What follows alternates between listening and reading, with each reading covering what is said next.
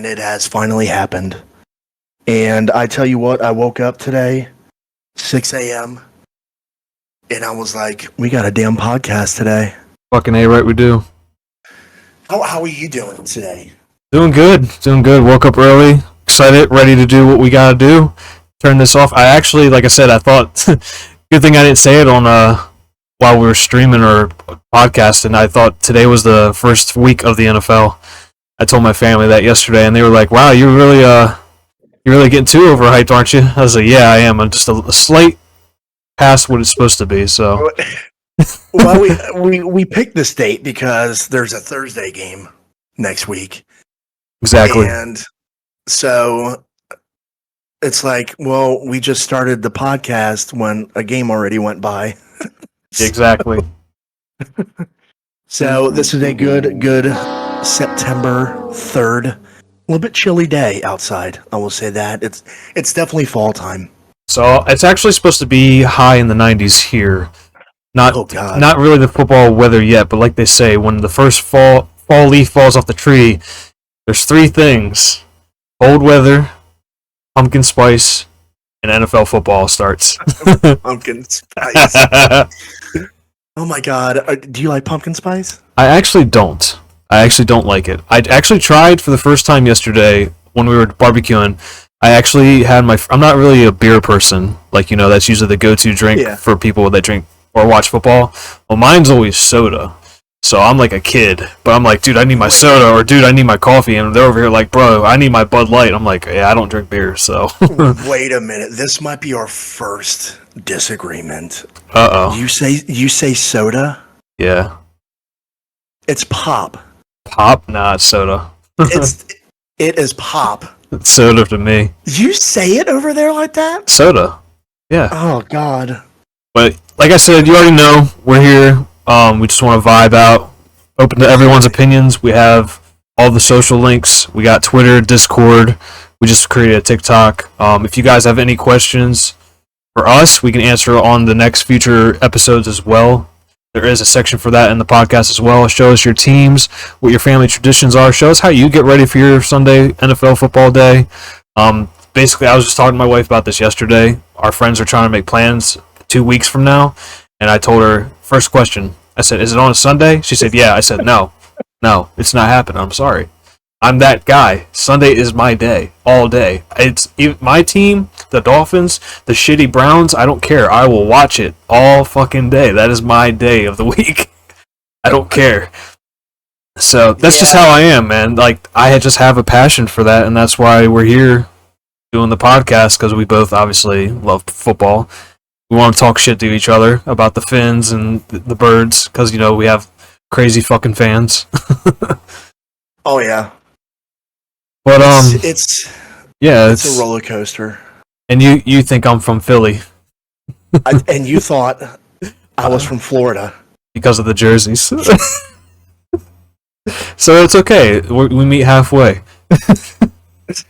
So let's kick it off. I want to know what your traditions are that you grew up doing, or you still do to this day, that gets you ready for your game day. Oh man, so game days is hype in the Vote household. Basically, we get up, 8 o'clock, take the dog out, and after that, we got some hours till kickoff. Just start making some goodies, some treats. And then at noon, probably take the first crack at a nice cold beverage. What's your choice of beer? Which choice of beer? I'm more of a seltzer guy. You're a seltzer guy, okay. I'm a seltzer guy. As soon as you go into the liquor store, you already know what you're grabbing, or you kind of just change it up every once in a while? The first thing I look at is White Claw. I'm a sucker for White Claw. But I think I like to try new stuff. So new seltzers, like I know Monster just recently put out a I think it's called Beast or something. Yeah, I saw that. It was with. I thought it was Mountain Dew at first, almost, but then I saw the Monster logo. Well, Mountain Dew does have one. Yeah, that's why I thought that too. Yeah, but they're not too bad. But definitely the go-to game day is probably White Claw.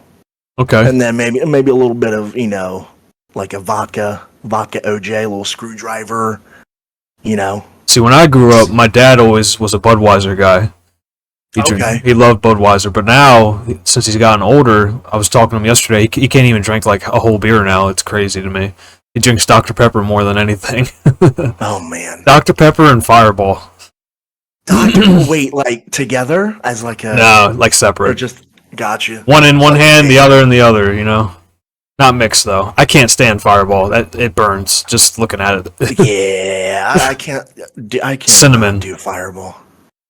So, you basically still have the same tradition as when you were growing up?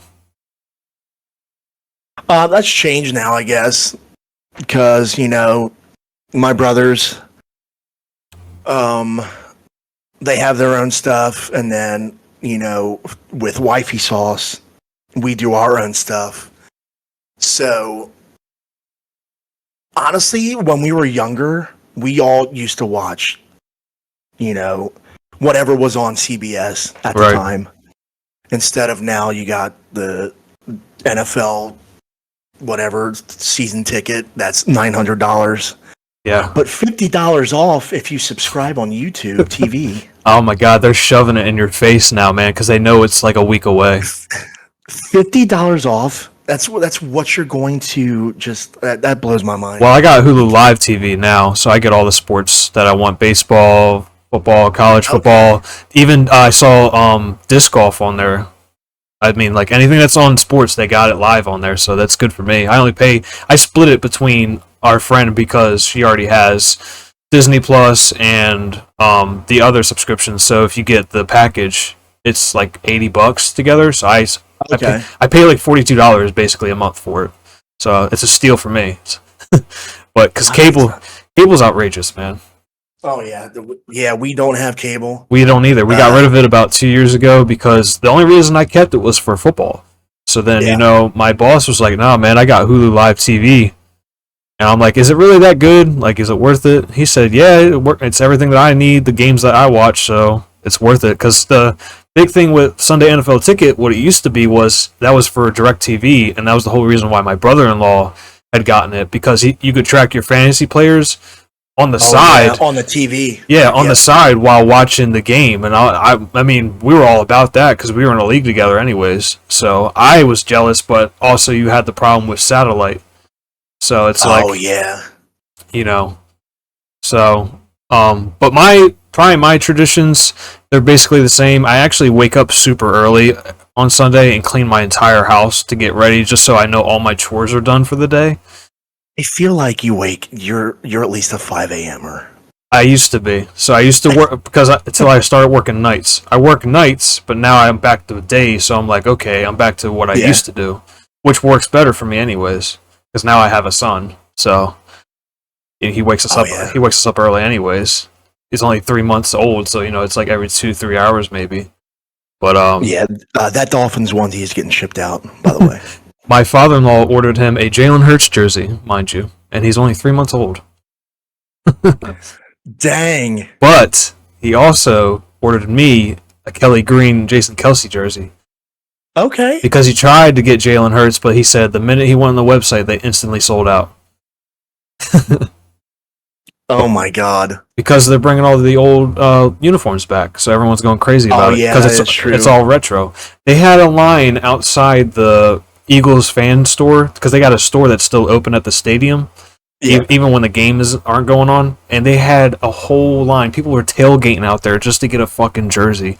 They thought you would think the games were going on already, The line, they showed it on the news. The line was like all the way through the parking lot, all the way down. People were like, "This has been a family tradition of us for years." They go out and just buy a fucking jersey, and they're fucking partying like it's like the Super Bowl all over again. It's a jersey party, basically. But they don't. I mean, that's how the Philly fans are. They love their sports. They are diehards about it, and that's all over. Yeah, you guys do take it seriously. Oh, that's an understatement. I mean, they gotta grease the poles, man, and then they start to figure out how to still climb ungreased poles. That takes some fucking skill, all right. But like the tradition thing with me, it's getting my shit done around the house, cleaning, make sure everything's done, and then I usually like to get my stuff ready at the store what I want to cook for the day for the game. That's why sometimes I'm okay with like if we have a night game or like a 4:30 game, because then I don't feel like I'm rushing. I got time to cook and stuff. Yeah. That's a little bit like what my thing is. I always put on like, Sunday NFL countdown. They talk about their predictions, their games, stuff like that. I always put that on, and then I clean my house and get ready for the game, and I wear as much equal shit as I can.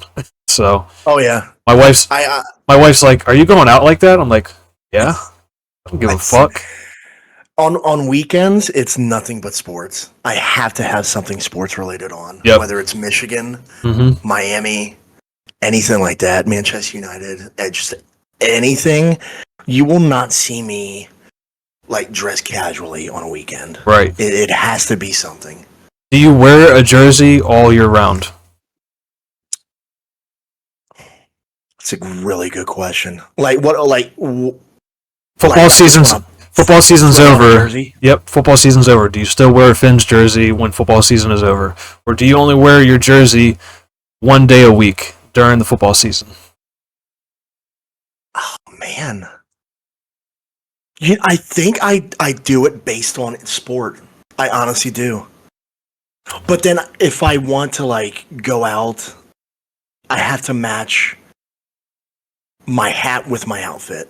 I'm like that. Like this right now, I can't find my Dolphins hat right now, which is why I have a Zelda hat on. But right, but like you know what I mean. Like it's April, or okay, so like the NFL draft, I'll wear my jersey. I'm throwing a jersey. Yeah, okay. So, but like on occasion, just going out, going to a party, going to a friend's house. Do you wear your jersey just because, or no, because it might be too hot, or it seems random because football is over for the year?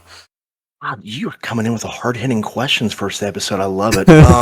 Because my wife tells me that when I want a new jersey, I like have so many jerseys, and she's like, "You're only gonna wear that one time," and I'm like, "But it's there for when I need it."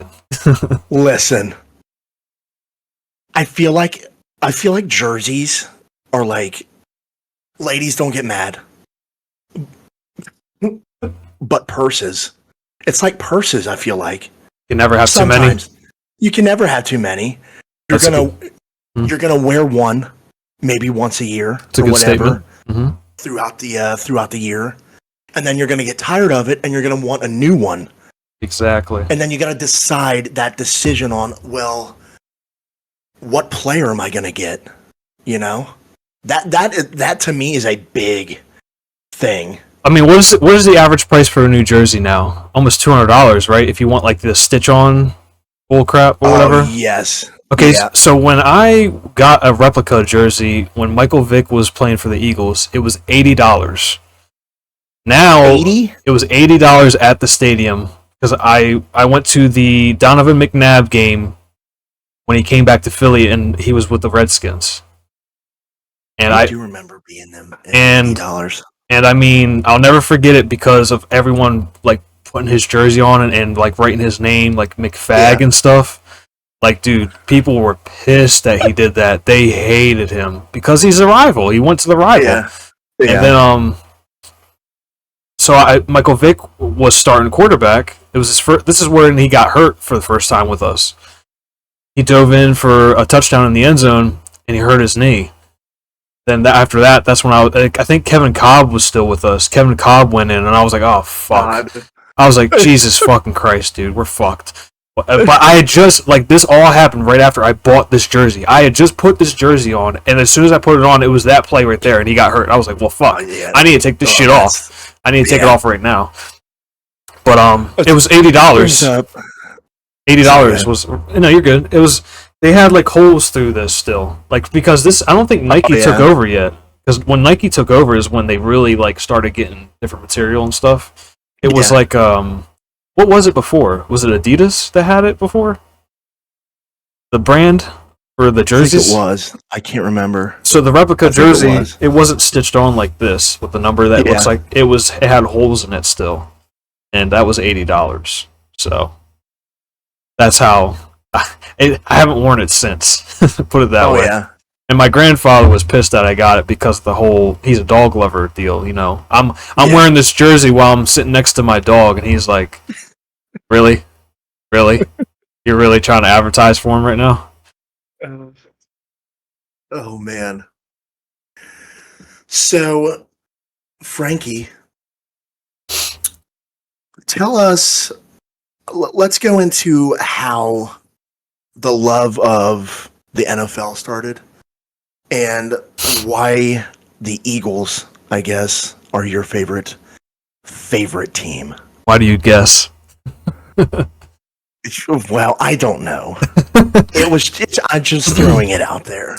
My family grew up they came from Philly, so my parents both lived in Philly.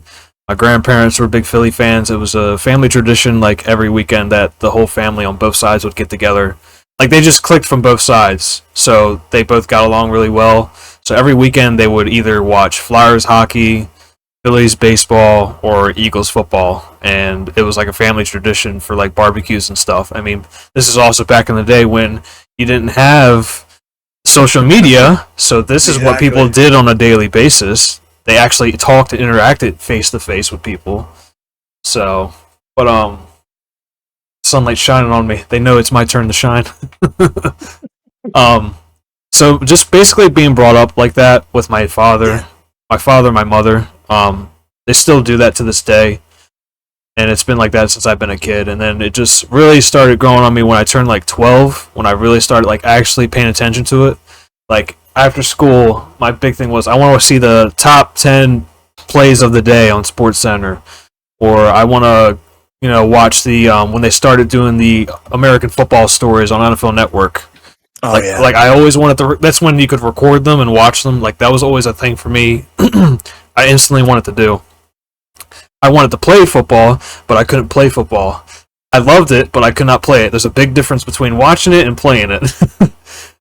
God honest truth. So I did that too twice, and it didn't work out. So I just quit. But, What position were you? Starting off, I was right tackle, and then I played fullback, and then I played long snap on special teams. Okay. Now, the only thing I was halfway decent at was long snap. I will say that. Other than that, I was trash. I tell everybody that. I was just dog water trash, honestly. I mean, I'm only like 100. You got to think, these linemen at around 6th, 7th, 8th grade, man, these kids now are like over 200 pounds already almost. Oh, yeah. I'm over here I'm like 120, 130, and they're like, you're a lineman? I'm like, yeah, I am. I can't remember a lineman being 120. Yeah, and I'm like 13, 14 years old, and I'm like looking up like this, like I gotta block this dude. Like, oh man, I picked the wrong fucking sport for me. So, yeah, that's just like some family tradition things. Like, it was a big thing with my grandfather too. Like his thing was either Alabama football, Phillies baseball, or Eagles football. Like that was the big main three. Back in the day, it was like Flyers hockey when they actually let them fight and shit. That's when they really liked it. Oh yeah. But now it's changed so much that they don't really care about it. So, I mean, you'll throw one punch here and then they'll break it up. Exactly. Yeah. But that's a little bit with how I got into it. My family. Okay. What about you? Oh boy. The lovely Dolphins. So I was watching. I can't remember what game it was. Back in the day, and it was the Dolphins that were playing, and I was watching it with my dad and my brothers, I think. And I asked, I was like, "Oh, Dad, who's that quarterback for the Dolphins?" And he's like, "Oh yeah, that's Dan Marino." Oh man. I'm like, wow. I can't. I was like maybe 4 or 5 at the time. Mm-hmm. And I was like, I really like those jerseys because they had that. It was in the like mid '90s. They had a more arched dolphin with the outside, triangle with the circles, the old logo. Old logo. Yeah, and I was like, I don't know why. I really like the logo. I like the QB.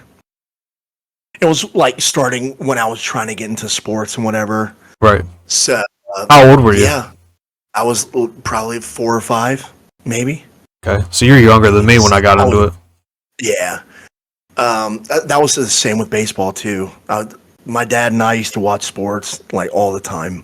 Just when we were younger, and that's basically the start of the roller coaster of emotion. Being a Dolphins fan, there is a picture that was took in my grandma's basement. There was 2 of them. I was in a Dolphins full jersey. I don't know why, but I had a helmet, and I was going like this. and my brother he loves the Chargers, and we both took a picture together and went like this, and that's like one of my all-time favorite pictures ever. So your brother's into it like you? Yeah, all of our family is. Oh, nice. Here's a fact that you will be stunned by. I'm a Dolphin fan. Okay. My brother Jimmy is a Charger fan. My brother Matt is a Bears fan. My brother Chris is a Commanders fan. Redskins, whatever. My dad is a Raiders fan. And my mom is a Saints fan. Wow. And Very we all everywhere live in Cincinnati, basically. Wow. Like you live right in the heart of Cincinnati or outside of it? Well, earlier in the day we were like 30 minutes from Cincinnati. How close were you to the stadium? The Bengals stadium, or the Browns? The Browns. That's about 5 hours from us. Yeah. Okay. My grandfather's brother is a Browns fan. He lives by the stadium, so I was curious. Oh, that's sick. Like I have a Browns hat just because he gave it to him, so I was like, I'll take it. It's NFL. I don't care. Yeah. He said, put it by the toilet if you want to. Put it by the toilet. So it hasn't moved ever since. So you have you are closer to Cincinnati then, so you'd be closer to the Bengals stadium, of course. Yeah, oh yeah. Like maybe 35 minutes. Well, now it's like maybe 45, but that's still pretty close. Yeah. Well, I'll catch a Dolphins game. I mean, the Eagles stadium is about an hour and 40 minutes from me, so here I am thinking you live in Philadelphia all this time. Nope. And my parents are from South Philly too, so. I don't know why I always thought that.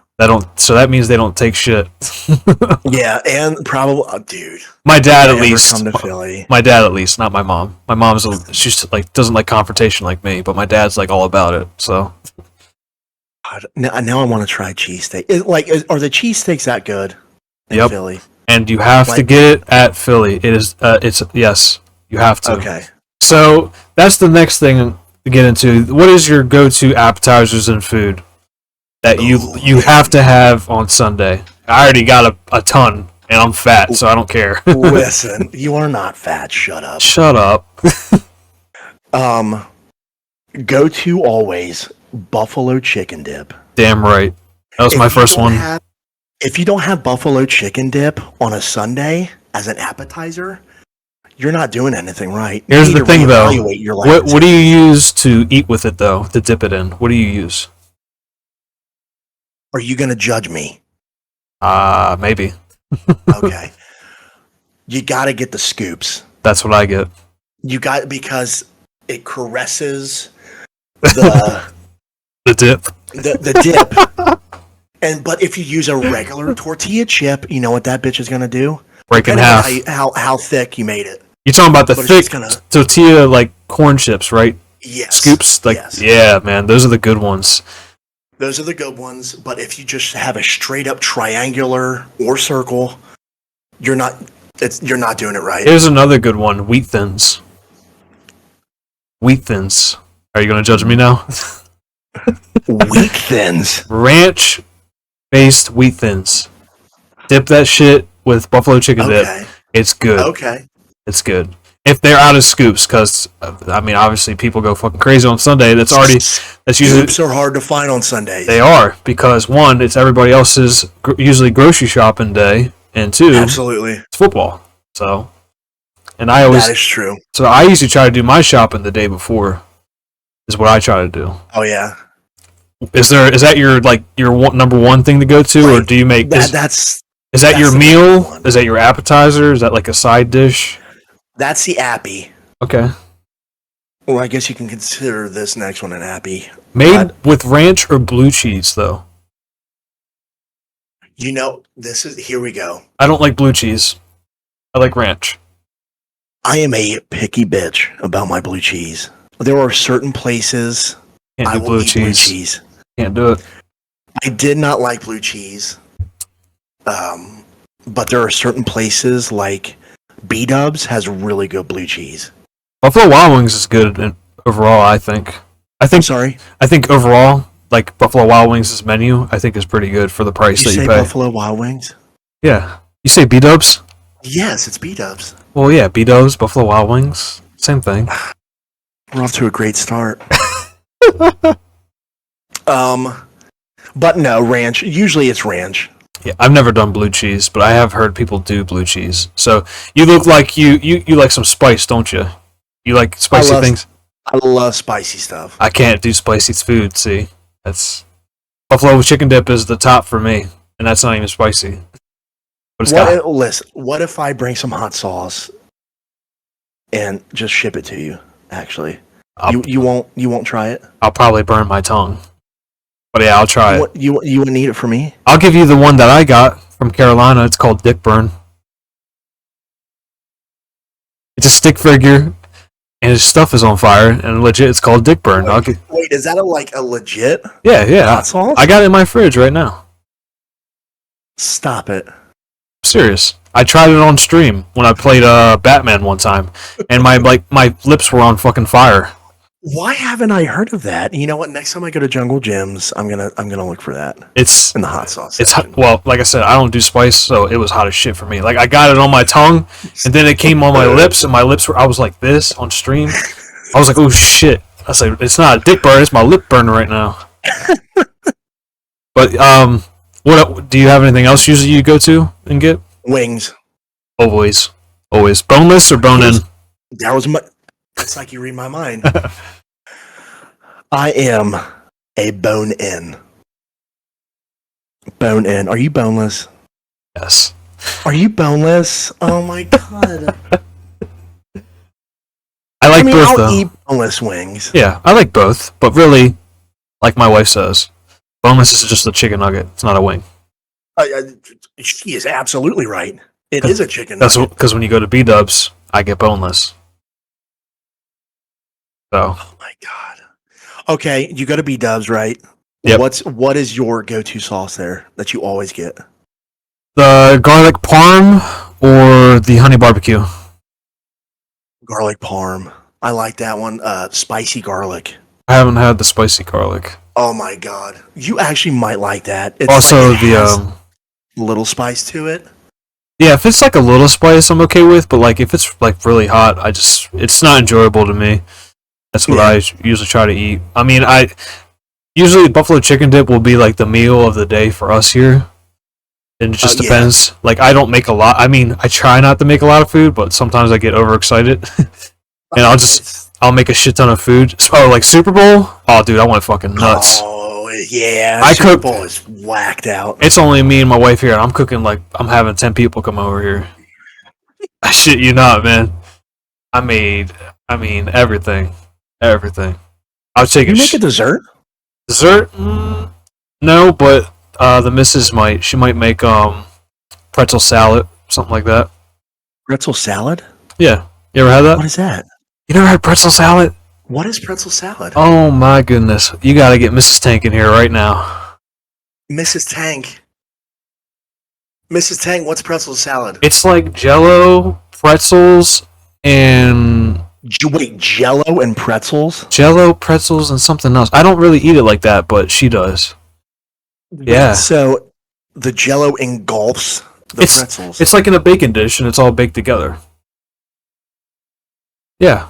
I have never heard of that in my life. Yeah, it's like a sweet. Is that just a Philly thing? No, I'm not from Philly. I know. I see. It's like a sweet and salty dessert snack side dish that you bring to parties. Because you got the Jello, you got the pretzels with the salt, and then you got the sweetness from the Jello and the cream. I gotta look this up now. Hold Yeah, on. it's a real thing. Oh my god! First thing, pretzel salad. What's the ingredients? There's a strawberry pretzel salad. Oh, I'm sure there is. It's a Delaware thing. It's a Delaware thing. White sugar, crushed pretzels, margarine, 1 ounce or 1 6-ounce package strawberry flavored Jello. Yep. Frozen strawberries. Mm-hmm. Okay, so the pretzels are crushed. Yeah, you crush the pretzels. You put them like in a Ziploc bag, I think, and roll over them and crush them and mix them together. I'm an idiot. You don't put whole pretzels in there. I literally see. Don't mind me. I mean, you probably could if you wanted to. Probably me, knowing me, if I tried making it, I'd just fucking dump it all in there. But Mrs. Tank has confirmed. That is wild. I've never heard of a pretzel salad before. It's one of her favorites. She loves making it. That kind of makes me want to try it now. Not gonna lie. It's good. You know what? I might buy that next Sunday. It is good. I might do it next Sunday. So, buffalo chicken dip. Usually beer for you, soda for me. You call it pop. Or coffee Pop. for me. It's pop. It's soda. Thank you. It's pop. And cheesesteaks. Cheesesteaks or wings usually is the go-to here. Ooh, okay. But the cheesesteaks is a Philly thing. Yes, it is. It is a difference. There's 3 main spots. Usually they always do the 2 that are across from each other, but they're considered more like a tourist thing now. Yeah. But there's a 3rd one that people don't talk about, and it's called Tony Luke's. Tony Luke's has the best, in my opinion. I know a Tony Luke. Who's that? I have no idea. But they say it's all about the cheese whiz they put on it and the roll they use as well. Okay. Wait, Cheese Whiz? Cheese whiz, yeah, like the cheese sauce they put on it. Oh yeah. That makes the difference, and the type of roll they use is usually what the difference between all 3 of them. What kind of roll? They use like sometimes they'll use like a hoagie roll and they'll put it on the grill before they even like they'll open the roll, they'll put it on the grill with oil, let it cook a little bit so it's crispy, okay. And then they'll slab the onions and cheese whiz and all the beef together. You have to try it, man. If you ever go to Philly, it's like you can do like a day or a weekend thing because there's like a whole shopping area there that sells cheesesteaks and stuff like that. Like it's actually like a tourist area basically. God. I think I know which 2 places you're talking about. I can't remember the names though. That they're like are right next to each other. Yeah, it was on TV. They talked about the guy that comes around. The Food Network guy, remember he's got like spiky white hair? Guy Fieri. Yeah, he goes around. He's been there. Drive-ins and dives. Yeah, he's been there. And he's tried both because they're across from each other. So he compared the 2. And Geno's and Pat's. Yep. There it is. There you go. Okay. That's my mom, by the way. Oh my gosh, hi. Oh my god. Oh. Geno's and Geno's Pat's and Tony Luke's is the 3. Tony Luke's, okay. And then they have one, they specifically at the Phillies games sell a fiery cheesesteak that's a spicy one that they've loaded with hot sauce on it. I might move to Philly. Or like if you have like any houses that are closed, I might just move there and then we can just road trip down to Philly. I'm down. Just for the cheese. They also instead of going to the Eagles game, they have an Xfinity Center there It's a whole party area that's basically a 2-story bar of people just celebrating, watching football and shit. While instead of paying to go to a game, but it's right by the stadium. Okay. Now I remember you told me that y'all had a jail inside the stadium. So when I said that before, I looked it up and it was still there. Apparently they took it out now, but there used to be, for the longest time, there was a court system / jail, small jail inside the Eagle Stadium because of how many people would fight or get on the field with security or threaten people. It's a real thing, man. It's like no joke. God.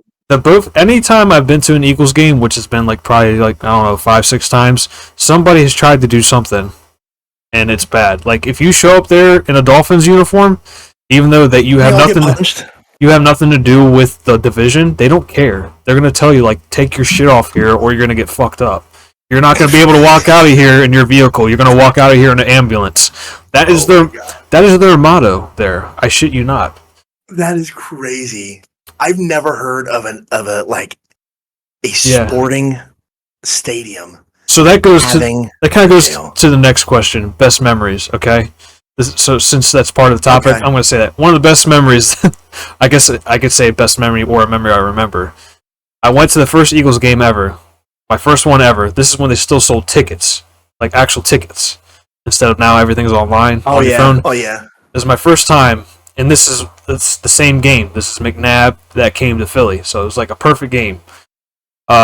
We had nosebleed seats, but it was nice because of how the stadium's set up. You get to see everything from down the field. You see everything happening. See, people, what they don't understand is when you want front row seats, you only see right there. If they're down here, you're gonna have to look up at the screen, even if you're at the 50-yard line, because of how it's angled. So actually sitting up front or at the end zone is the best, in my opinion. Is it bowl shaped? Yes, it's like an oval bowl almost. Okay. It's a fairly newer stadium too. It'll be 20 years old, I think, next year or this year actually.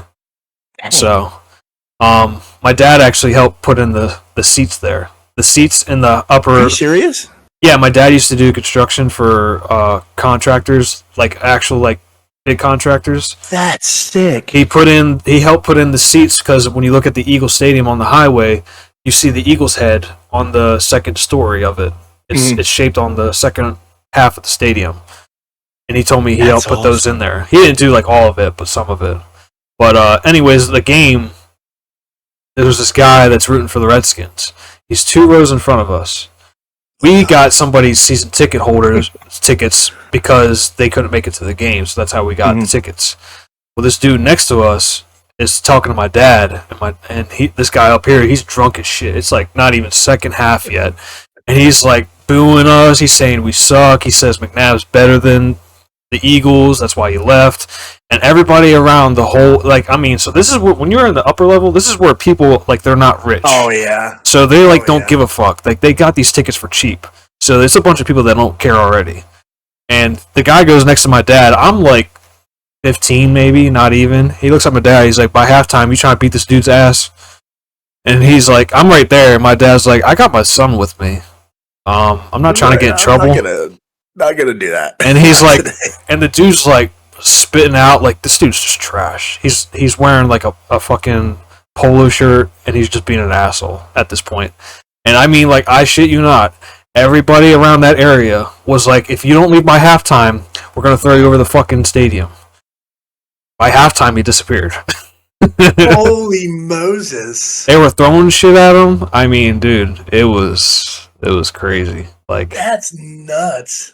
And this is again why they have a court system in the stadium. By third quarter, he did not come back. He was gone.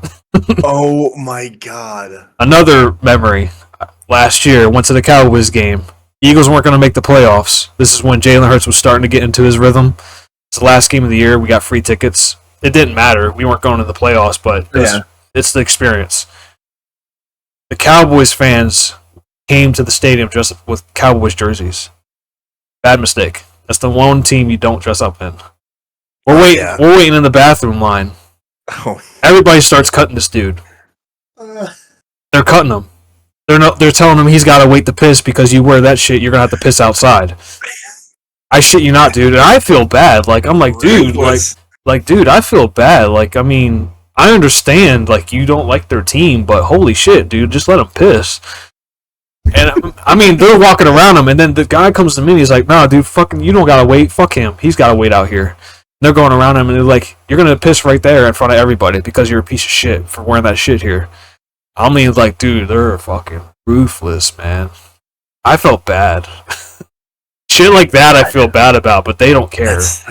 That's like their house, basically. That's everybody's house, and you're stepping in it with that shit on there.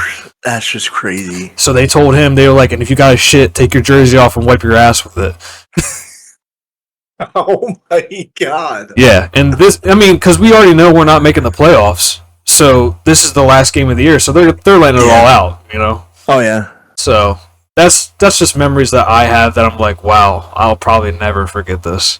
That and obviously the Super Bowl that we won for the first time ever. Did you hear? Did you hear about what I almost did to my dog that day? Oh God, no. I just got my dog Zeus. Yeah. Brandon Graham goes for the sack, and it seals the Super Bowl basically for us. It makes Tom Brady fumble. I'm so excited. I don't even know what the hell I'm doing. Mind you, I don't drink. I've been drinking because I'm like, oh, we're at the Super Bowl. I'm fucking drinking. Exactly. I grab my dog. Don't realize I'm doing it on camera, on video. Holding him like this, and I'm doing this. He's not, I'm like almost choking him out, and they're like, Frankie, stop. Your dog. I'm like, oh shit, I'm sorry. We got it on video still. Like, you see me, I'm like, oh my god, I'm so sorry, dude. Like, he wasn't hurt. I'm just saying. Like, I didn't realize, I was so excited, I didn't realize what I was doing. I was just wanted to hold him, you know? And when I held him, I was shaking him so hard. I was so excited. I ran around the house and everything. Like, I will never forget that day. That was one of the... That's crazy. Other than me being married, that was one of the best days of my life. I mean, you have to remember, the Eagles never won a Super Bowl. They won an NFL championship in like 1960. The only team to beat Vince Lombardi's Packers. That's true. Mind you. A lot of people don't know that. Before it was called a Super Bowl. So, yeah, it's just one of those things, man. Like, you know. I mean, you won the Super Bowl. Your team went all the way. They did the impossible, crazy season. I don't know, so. You know what I mean, though. Like, your team has won a Super Bowl, though. Your team has won a Super Bowl, though. You know, we have. Yeah, when I was not born. But you know what I'm saying, though. Like, I do know what you're saying. Yeah. So even though it was a troll, even though it was all new, but I'll remember that because I wasn't too young either. So it was good. Yeah. It was good that, you know, I'll be able to remember that for the rest of my life because that's one of the things I always wanted. Obviously, who doesn't? Absolutely. Who doesn't? So that's. NFL experiences at a stadium are totally different. If you've never been to a game, I'm sure you have been. But yeah, man, it was wild. God, well, my stories don't top that. But mine, I think my favorite memory. We were actually in Miami a couple years ago. Wifey saw us. It was when I proposed down in Miami. Oh snap!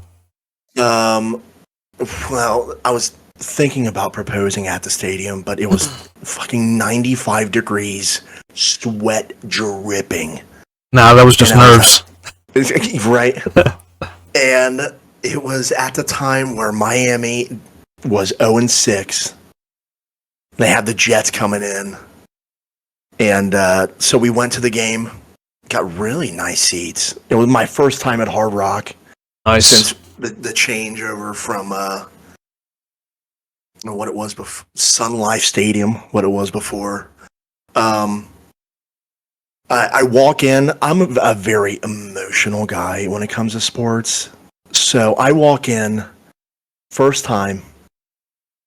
I see Hard Rock. I'm at home with the Dolphins fans. Mm-hmm. When I'm thousands, maybe hundreds miles away from Miami. How's the stadium overall? Oh my God. I'm not saying this just because I'm a Dolphins fan. Right. Hard Rock Stadium is one of the most beautiful stadiums I've ever been to. How old is it? Do you know? Okay. Well, they did construction. They changed the name. It's I'd say over 10 years probably. Okay. 10, 20 years. Not the original one from the undefeated team. No. Okay. The only undefeated team in the NFL history, 72 Dolphins. I had to throw that in there. I get so hyped. Anyway. It's a big accomplishment. It is. So I walk in and tears just started flowing. You know?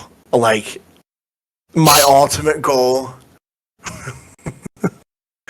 my ultimate goal was to see a Dolphins game in Miami, and wifey actually surprised me. So hell yeah, which was really cool. So we walk in. She went with you, right? Yeah.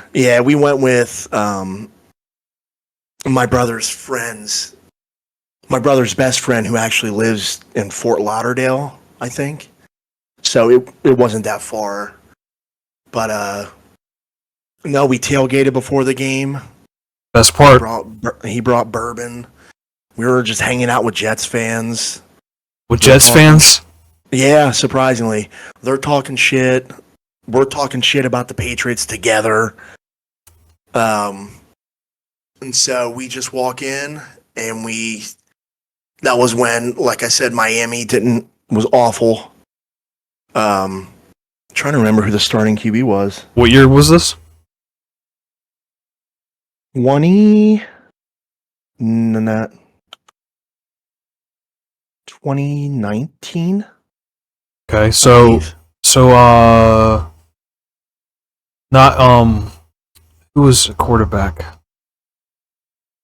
Trying to remember. Was Ryan Tannehill the quarterback? It was Ryan Fitzpatrick. Ryan Fitzpatrick. Oh my God. Oh my God. Yes, I remember it to this day now. The comeback king. The comeback king. We played really well that game. We ended up winning, which was awesome. My first time there, they were 0-6 at the time, I think, playing the Jets, a rival. But I think the best part about that was literally, I kid you not, this was when Adam Gase took over and went to the Jets. Oh so God. I think this was the year or year two after, because he was the coach for us. Right. And then he went to New York.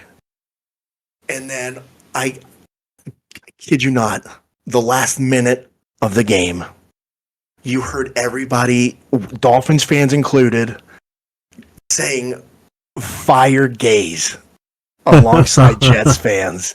And it was amazing. It was so awesome. It's definitely a different experience. I tried telling that to, people that don't love football, you're not going to understand because it's something you like and they don't like anything else. So that's what I tried telling one of my friends last year. Like, why would you pay so much money to go watch the game if you could just see it on your TV? And I'm like, because it's the experience and way different experience. Yeah, you don't know till you go to one. It's the tailgating. It's the people that you never met that make you feel like you've known them for fucking years. Yeah. It's the experience, like you said, everybody cheering and doing the same shit. It's just all around the whole experience. It's totally different. It is expensive, without a doubt. It's dumb expensive. But I feel like if you are an NFL fan or you like football, I feel like you have to at least go to one, at least. Yeah, it doesn't even, you don't have to be a fan of a certain team, just have that experience. You could just go for just to have fun, like party. Exactly. Half the time you got all these RVs, like these people that go all out with these RVs and stuff. They spend all their money into it, like RVs. They got TVs mounted to their walls. They're cooking like all the way down, and they'll let you eat with them. That's what I'm saying. Yeah. They'll buy food and be like, "Here." That's what my dad's thing was when we went. He said, "Oh yeah, they got a lot of shit. We got to park next to them." because that's the thing they do there. They will. Oh yeah. If you are the same team, they will treat you like family, and that's why people love it. People will just go to the tailgate. They won't specifically go to the game. They can listen to it right outside the stadium, watch it on the TV on their fucking big ass RV, Absolutely. while still have the same experience because they're tailgating. You know. Yeah, that's you're seeing that now with Cincinnati.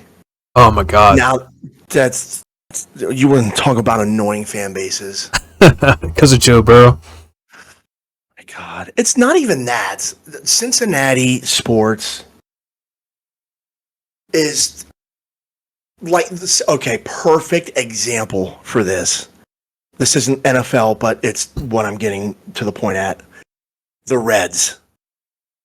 The Reds were doing extremely well this year, and then all of a sudden they hit a slump. They lost like I can't remember, like 9-10 games in a row. I can't remember. Now they were in first place by 3 games. They started dropping back. Now they're 3 games back of the wild card. And then all these Cincinnati fans that were, oh yeah, Reds are going to make the playoffs, whatever. Now they back away. Oh, it's football. It's football season now. We don't care. The same people do that with the Bengals. Yeah, but you know who also does that? Who? No, you don't. No. What, you personally or just Eagles fans? Eagles fans. So they go from Eagles to either Phillies or Flyers. They do it more with the Phillies because I don't watch baseball like that, but I'll watch it if it's on TV. I'll watch football over everything, but like other sports, I'm not crazy about, but I'll put it on if nothing else is on. But that's oh my god! Like the Phillies baseball, they'll be like, oh my god, like they're gonna be so good this year. Then they start to have a slump with these pitchers because they can't pitch to save their life sometimes. And then they're like, oh my god, they're garbage. You need to put a new pitcher in there. And then they get like on a hot streak, or like Bryce Harper, he hit his 300th home run this past week. And now they're all like, oh my god, we're going to the playoffs. Like, dude, last week you just said they suck. Like, what the fuck? You know? But I mean, I get it. You know? I get it. So, going into the 2023 NFL season, who do you think, we got to do the first one, the big one. Who do you think is going to make the Super Bowl this year? The 2 teams in the 2023 season.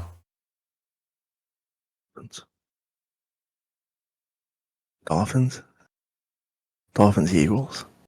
Are you just saying that just because we're fans of it? Yeah. No. Could you imagine though? Okay, that might be something we have to like meet up and like. That's totally different experience. I mean, Dolphins, Eagles, Super Bowl. Could you imagine that? So, funny enough, my cousins and my aunt live in Arizona, and they're Eagles fans. Okay. The Super Bowl was at the Arizona Stadium. Oh, yeah. They went last year to the tailgate party, watching it in the parking lot. What's probably the best bet since those tickets were like 100,000. Well, the parking lot tailgate tickets were just as much as a regular season ticket. To a regular game. They paid about $250-$300 for parking. Wait, that is crazy. Well, when you get 10 people together and split it, it's not as bad. That's a good point then. Now you do it by yourself. It's crazy. They all went in and chipped in together. Okay. Yeah, so like 25, maybe $50 a person with food and stuff. So, but that's not bad at all then. But all in all, what is is that really your predictions for 2023? No. As just an NFL perspective, not just being a Dolphins or Eagles fan, who do you think all the free agencies, the adjustments, the coaching, the past draft, the injuries, and new signings, who do you think will probably be there at the end of the year? Or put it this side, AFC. Who's your first AFC? You think okay. All right. I mean, Patty. Patrick Mahomes? Yeah. The Chiefs? I hate to say it, but as long as he's healthy. You're right. As long as Andy Reid is there and Patrick Mahomes is there. Yeah. I mean, who was his top receiver? Travis Kelce. But other than that, who else do they have that are really big threats? I mean, that's true. Patrick Mahomes and Andy Reid.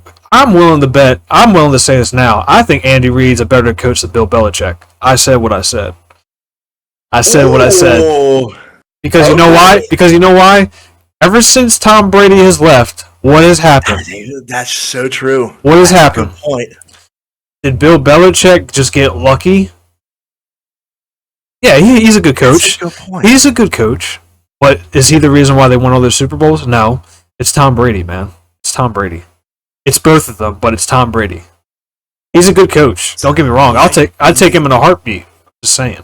Yeah. See, now I'm second guessing myself because I look at the AFC. The AFC is stacked compared to the NFC. So stacked. NFC to me looks weak compared to AFC. NFC's weak. This is if Joe Burrow wants to cement himself like he went his rookie year, didn't he? I mean, he did. A rookie quarterback with a shitty O-line. I mean, they got talent. They got the receivers. That's what Burrow needs. The O-line needs an O-line, which I believe I think they did work on this offseason. Yeah. So I mean, the pieces are there. Is the defense though? That's another question. Because I'm pretty sure they lost one of their best cornerbacks or safeties this past year. Yeah. But honestly, I think the top two to me right now is Kansas City, Cincinnati. For the AFC? For the AFC, yeah. And what about NFC? To me, NFC is harder to choose. That's tough. Because once again, it comes down to injuries, which just happens every year. The new coaching, the schedule, whatever. But AFC it's like a given. You know who's stronger in the AFC. It's the Chiefs. Yeah. The Chiefs are always the first team that pops up in my mind, or whenever you watch a sports show, they're always talking about the Chiefs. It's Andy Reid. It's Patrick Mahomes. Yeah, I mean, it's the go-to. Yeah, basically. NFC, it's like always talk. They try to talk about the Cowboys all the time. They try to say that they're going to go all the way because of how long it's been. Like, I always feel like they push that out there because they know people will talk about it. But yeah, me as an Eagles fan, I'm not even just saying it because I am an Eagles fan. Yeah, they're not ready. I don't think Dak is the answer. That's just me. I think he has too many interceptions. I feel like he has the skill, but with his decision making, I think is what gets him at the end of the day. When it comes down, what happened last year? He had a fumble or something, didn't he? Yep. Yeah. It's stuff like that. Instead of throwing the ball away, you're holding on to it. No, you need to throw it away. You got only 2 minutes left in the game. It's tick-tock. Like, you need to either throw the ball or throw it away. Every second counts, And I feel like that's the difference between him and Patrick Mahomes. You got to compare them. I mean, they're two different quarterbacks, but stuff like that is what makes them a different quarterback. It's why Patrick is the way he is. It's why they beat us. It's adjusting with the coaching, the play calling, and Patrick adjusting throughout the game, second half wise. Yeah. But so NFC, who you got? I mean, you can hurt my feelings. It's okay. Philadelphia is probably, to me, the strongest on paper in the NFC. Yeah. So, I mean, honestly, right now, week 0, I would probably say Philadelphia. Okay. Which would set up that Kansas City Philly matchup. And the only thing that worries me is it's because of Jalen. Yeah. What happens if he gets hurt? What happens if he gets hurt? Hurts, don't it? I have an air freshener of Jalen, and it says "Love Hurts" on it in my car. In my car. You showed me that. Yeah, I got it off Etsy. I love it. You got it off Etsy. Fuck yeah, I did. So mine, Yes. Let's hear your take on the AFC. you already know And you my can be NFC. brutal. If Tua stays healthy, I see them being a threat to Kansas City because their defense is stacked better than the Chiefs. And Yeah. they say defenses win championships. Same time, we had a better defense on paper last year, and we lost. I mean, we had the best fucking D-line, and they couldn't even get to the goddamn quarterback. Yeah. Whether it be field conditions, whatever, game time is game time. You better be ready and play like you did all season. So, I think you're right. I think the injury to Ramsey really hurt us. and he's out for how long? He's out till probably mid-October. God, that hurts. Yeah, And who's to say how he's going to be when he comes back? exactly. Because all it takes is one injury, man, and it messes their whole career up, or just how they play. I mean, did you see the talk about Richard Sherman and what he was saying when he knew he was ready to retire?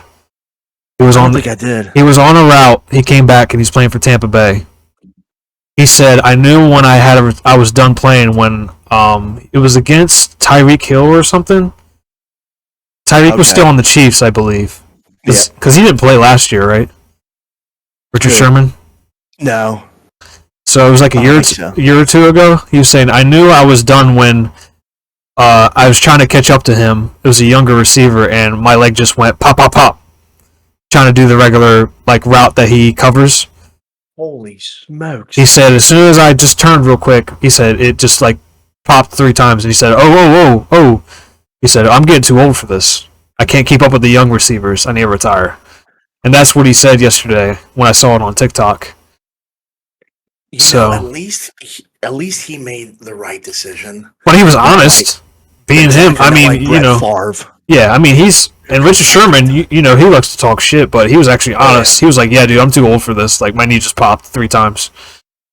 But AFC is the Chiefs for me still, unfortunately, because they beat us. One of the best Super Bowl games I've ever seen since I've been alive, probably. Yeah. I mean, it was down. Really good Super Bowl. It was down to the last minute, really. But AFC is the Chiefs. But if Tua stays healthy, I think the Dolphins will definitely be a contender up there. It's all dependent on how he is, because then if he is healthy all season, and then he does get that one hit, then how is he going to be? Because that's the thing people were talking about on the radio today. Tua. Is he somebody you should draft in your fantasy? And everyone's saying no because you don't know how his head is. Well, I mean, you can say that about any NFL player that got hurt. Yeah. I mean, either you take it or not, but I mean, the dude's career almost ended. So, I mean, look at Alex Smith. He wasn't even supposed to walk anymore. He came back and he played for the Redskins. So, I mean, I gotta have the Chiefs or Dolphins as the AFC. NFC's obviously, I'm not even saying that because of the Birds, but they're my team. But Eagles, because they are a good team and they have the pieces there, even when they lose them. Howie is a good fucking manager. The dude's already thinking of the future. Like, he's signing the cornerback from the Indianapolis Colts that got suspended this year, but he's a top cornerback that was on the team. He was a starter. Yeah. So he's going to be there next year when he's trying to figure out salary cap or whatever. Then he can place that in. They're like, oh, Darius Slay might be retiring soon. So, hey, we got this guy as a backup. Like, he's smart. He thinks not just of this year. He's thinking of the future. Here is a team I am really excited to see in the NFC. And I've been keeping a nice close tabs going on. Jags. The Lions. Oh, yeah. Mm-hmm. The Lions. Yep. I think the Lions have the pieces. They got that division. I think they win the division easily. They should. Justin Fields he's got a new receiver, but I mean, how's that defense? I think that division goes Lions, Bears, Vikings, Packers. Vikings are falling off to me. The Vikings hype, I'm not. Yeah, they got a good receiver. Yeah, Kirk Cousins. Kirk Cousins is Kirk Cousins. He is what he is. But the Lions, I mean, they're building up. They have probably that's going to be one of the best wide receivers Amon this year. St. Brown. Yeah, That dude's jacked. St. Brown's going to be a stud. That dude is jacked, man. Did you see his workouts? Yeah. You know his father did that with him? Like, you know when they practiced the football getting thrown at them through the machine? I don't know what they call it. No way. His dad, Yeah, I know what you're talking about. his dad would do that with him since he was 13. That's crazy. Yeah, because I watched it on TikTok, of course, and they said, yeah, he's been doing this since he was 13 with his father. His dad would take him to like the almost like a batting cage with baseballs and stuff. Yeah. And his dad would say, act like this is a football and catch it with your hand, but you use only one hand. And that's what he did. That's crazy. Yeah. To me, that's the NFC team to kind of watch out for this season, like a dark horse. And they got the second, I mean, I wouldn't say the best O-line, because I still think we do, till everybody retires. Yeah. Lane Johnson, That's fair. Mason Kelsey, Landon Dickerson. I mean, it just goes on and on. I mean, they got a solid O-line. The Lions have a really good O-line now, too, though. And that's what Jared Goff needed. Jared Goff's a decent quarterback. I think he's good for what he is. You know, he's not a top 3, but he doesn't have to be. He just has to get the job done.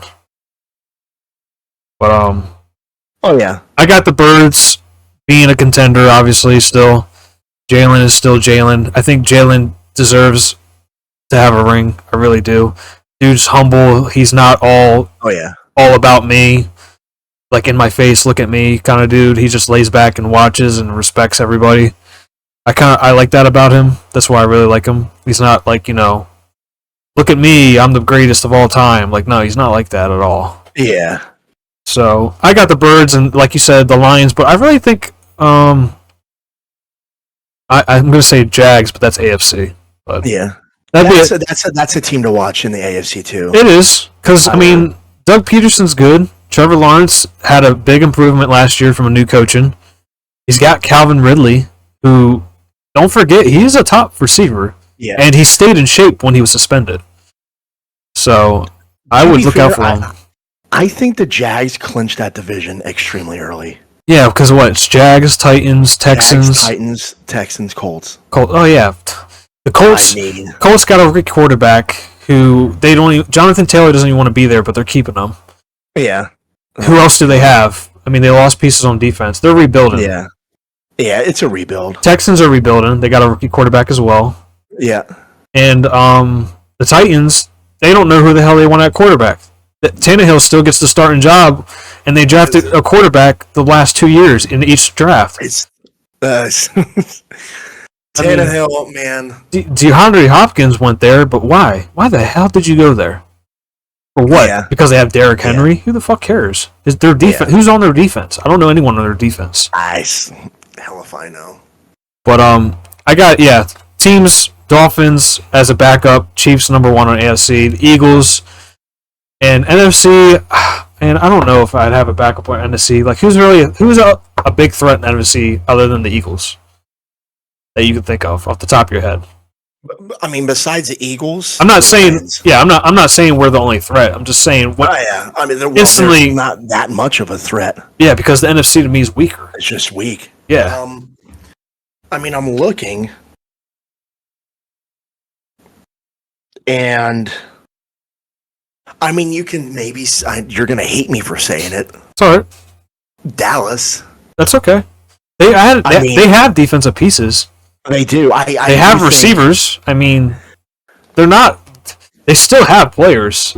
You know. They do. I think it's make or break for Dak. Yeah. I mean, CeeDee Lamb's good. Tony Pollard's good. They didn't need Ezekiel Elliott. That's why he went to the Patriots. Yeah. Dak still puts up numbers, passing yards like crazy. He's still a good quarterback. Like I said, he needs to lower his interceptions.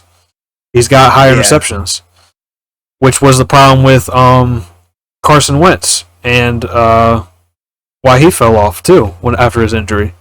Yeah, dude would try to ball out, but Jesus Christ, dude, you throw just as many picks as touchdowns.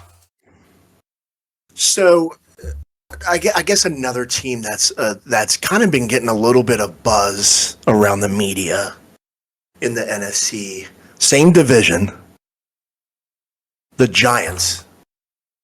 I agree.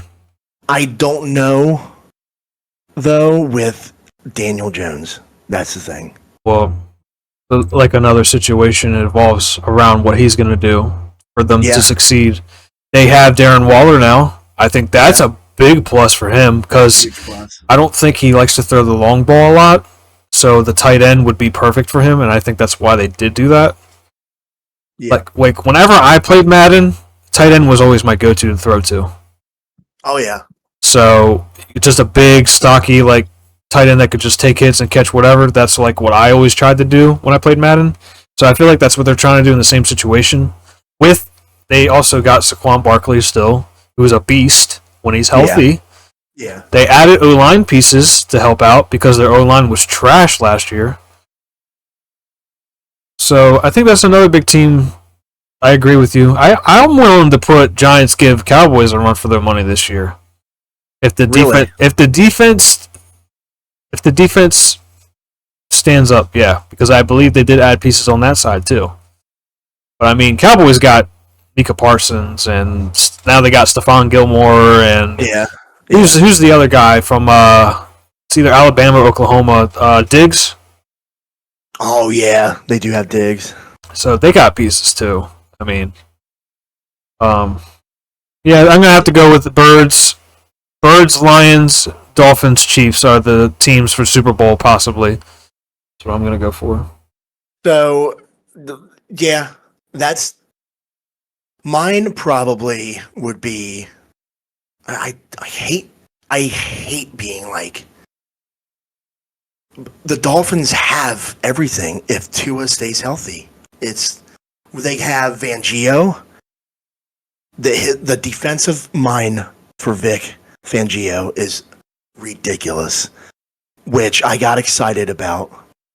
They just gave Big Baby Wilkins a nice contract. I mean, Bradley Chubb. I mean, everything is there on defense. I think. I guess the question would be for the Dolphins is the O-line. Can they protect Tua long enough to make those throws to Ty, right? To make those throws to Waddle? Because I guarantee you, I'm making a bold prediction here. High, I think gets 2,000 this year. Who? Tyreek. 2,000 yards? 2,000. Really? I think so. I'm not just saying that. How many did he get last year? Do you know? It was roughly around like maybe 13, 12, I think. That was his first year with you, right? Yeah. Okay. I know he broke the Dolphins single season record. Oh, I believe it. He's a fucking beast. You also have Jalen Waddle. Yeah. So even though he's not, if he's in double coverage, Waddle's going to get the ball. Yeah. I mean, everything's there. What about running back situation? Does that concern you? A little bit. You know me. I've talked to you about this. It's been a saga. I said, give me Dalvin Cook, baby. Let's cook. Okay. Well, that shit the brick. Jonathan Taylor. Okay, let's go, Jonathan Taylor. And I text you. I said we are getting Jonathan Taylor. And what did I text you back? 4 o'clock rolls around. Jim Irsay wanted Waddle and a few draft picks. Like, there's not worth it to me. No, not worth it to me. No. I think Jalen Phillips is going to have a big year on defense for Miami. He is absolutely stacked. I actually don't know a lot about the Dolphins, to be honest with you. Like the O-line situation. I mean, O-line is like the least talked about position, but also I think is one of the most important in football because if you don't have protection, you really don't succeed a lot. It's going to be, or it's just going to be a harder time. I think Hunt and Robert Hunt's got to be he's got to help with just protection. That O-line is just starting to worry me. That's the only thing I'm worried about. So you guys didn't adjust from last year? It's basically the same O-line? Basically. So Tua's still going to get hit? I don't think he'll get hit No. as much. No? But I guess going back, my top three, probably AFC, probably like Chiefs and Bengals are there. Bengals can go again. They can be there again. They've beaten the Chiefs before. Oh yeah. As a rookie quarterback, he beat the Chiefs. He's proven that he can do it. I think it's Chiefs, Bengals, but not by much. Yeah. I think Chiefs, Bengals, Dolphins. I agree. And I'm actually happy that the Bengals are now becoming a team as like a threat too. Like, how long has it been since the Bengals have actually been a team that people talk about actually on a daily basis? Yeah, that was that was a real thing. What, last time they won a playoff game, and then last time they went to a Super Bowl? Yeah, it was like almost 50 years. So it's there. Yeah, it made it. I mean, so it's all about if that O-line can help Burrow. Now, since we picked the teams we think are underrated, basically, what do you think are overrated? Because I know you've been waiting to talk about that. I really hope there's Jets fans listening to this. Overrated top three overrated teams. The Jets are all three of them. All three of them? Yes. Because of Aaron Rodgers. Aaron Rodgers. Yeah, they got Gardner. Okay, they got defensive backs. Garrett Wilson got hurt apparently too. Jets are overrated. Dalvin Cook. Sorry. For what, 1 year? Yeah. Come on. Till he gets hurt. I mean, there are people that are thinking this Jets team is going to the Super Bowl. Blows my mind.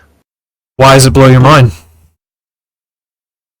On paper, yeah, they should win maybe 7 games. How's the defense look? I don't really know. Other than the cornerbacks. They have one of the top cornerbacks. Oh, yeah. Got Rookie of the Year last year. Yeah. I mean, I think that's about all they got is Gardner. I don't know too much about the Jets, but... I don't either. Well, because it seemed like a team that's always changing players a lot, too. I mean, that's the thing with NFL now, man. Everything's about money. It's a business. It's hard. It's almost hard to keep up because back in the day, it used to be players would actually stay on the same team for more than 1 year. Now it's like every fucking year, well, he's getting this money, so I want to come over here. Well, last year I was here, now I'm going to be over here. Like, dude, stay on one fucking team. I feel like they make it harder. But I don't know a lot about the Jets either. Obviously, them being on Hard Knocks because Aaron Rodgers is there. They got good receivers. They got Sauce Gardner. Now Dalvin Cook's there. Oh my God, they actually might be a threat. I'm willing to say at least wild card team in the playoffs. I don't think they win 8 games. You don't think they'll make the wild card? I don't think they. No, I'm very firm. They added an extra.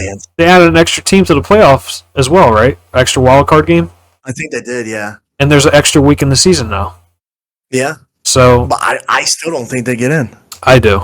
I think they do. It's Aaron Rodgers, dude. He's still. Yeah. I'm sorry. I have to disagree. Okay. I have to disagree. And that's why we're doing this. Yeah, I know, and that's fine. And that's fine. I love it. Well, who are your other 2 teams, though? Jets is your number 1. Okay, well, okay. Let's do this. Let's go division winners. How about that? Okay. Let's go down here. Let's start with let's do AFC. We'll do AFC East. Who do you got winning that division? The East. I'm trying to remember who that is. Buffalo, Jets, Dolphins, Patriots. Dolphins. Yeah, the Dolphins. Dolphins. Yeah, team is stacked on paper. It's all on Tua. Yeah, you're right. It's all on Tua. It's all. You're right. I'm not just saying this being biased, but I think the Dolphins overtake the Bills. The Bills are a good team, but they don't have the pieces like the Dolphins do on defense. Yeah. The Bills have Stephon Diggs. They have Jared Allen. Okay, who else do they have? Yeah. I can't think of anybody big. Patriots. I mean, They have right. some people. I mean, I think they got Jalen Reagor now Yeah. and Ezekiel Elliott, and then Mac Jones. I mean, but also once again, they have a good defense, a decent defense from last year at least. But I don't know how many people they lost here recently. I don't see it. I see the Dolphins. Yeah. Dolphins. I would agree. I would go Dolphins as well. Who's next? AFC North. Is that the Pittsburgh, Cleveland, Baltimore, Cincinnati? So this one is a little tough for me because I think the Ravens improved from last year, and they like to hype up the Steelers this year for some reason because of Mike Tomlin. I've been noticing that. Yeah, they're hyping up the Steelers because of Pickens and Mike Tomlin. I don't think the Steelers, definitely not the Browns. So it's either Ravens and Bengals. I still think the Bengals are going to take it, but I think the Ravens will make the playoffs. You think what?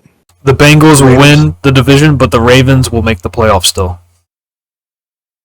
They added new receivers. I agree. They added defensive pieces, I think. It's a good division. I think it's a decent division overall. Yeah. Sorry, hold on. Yep.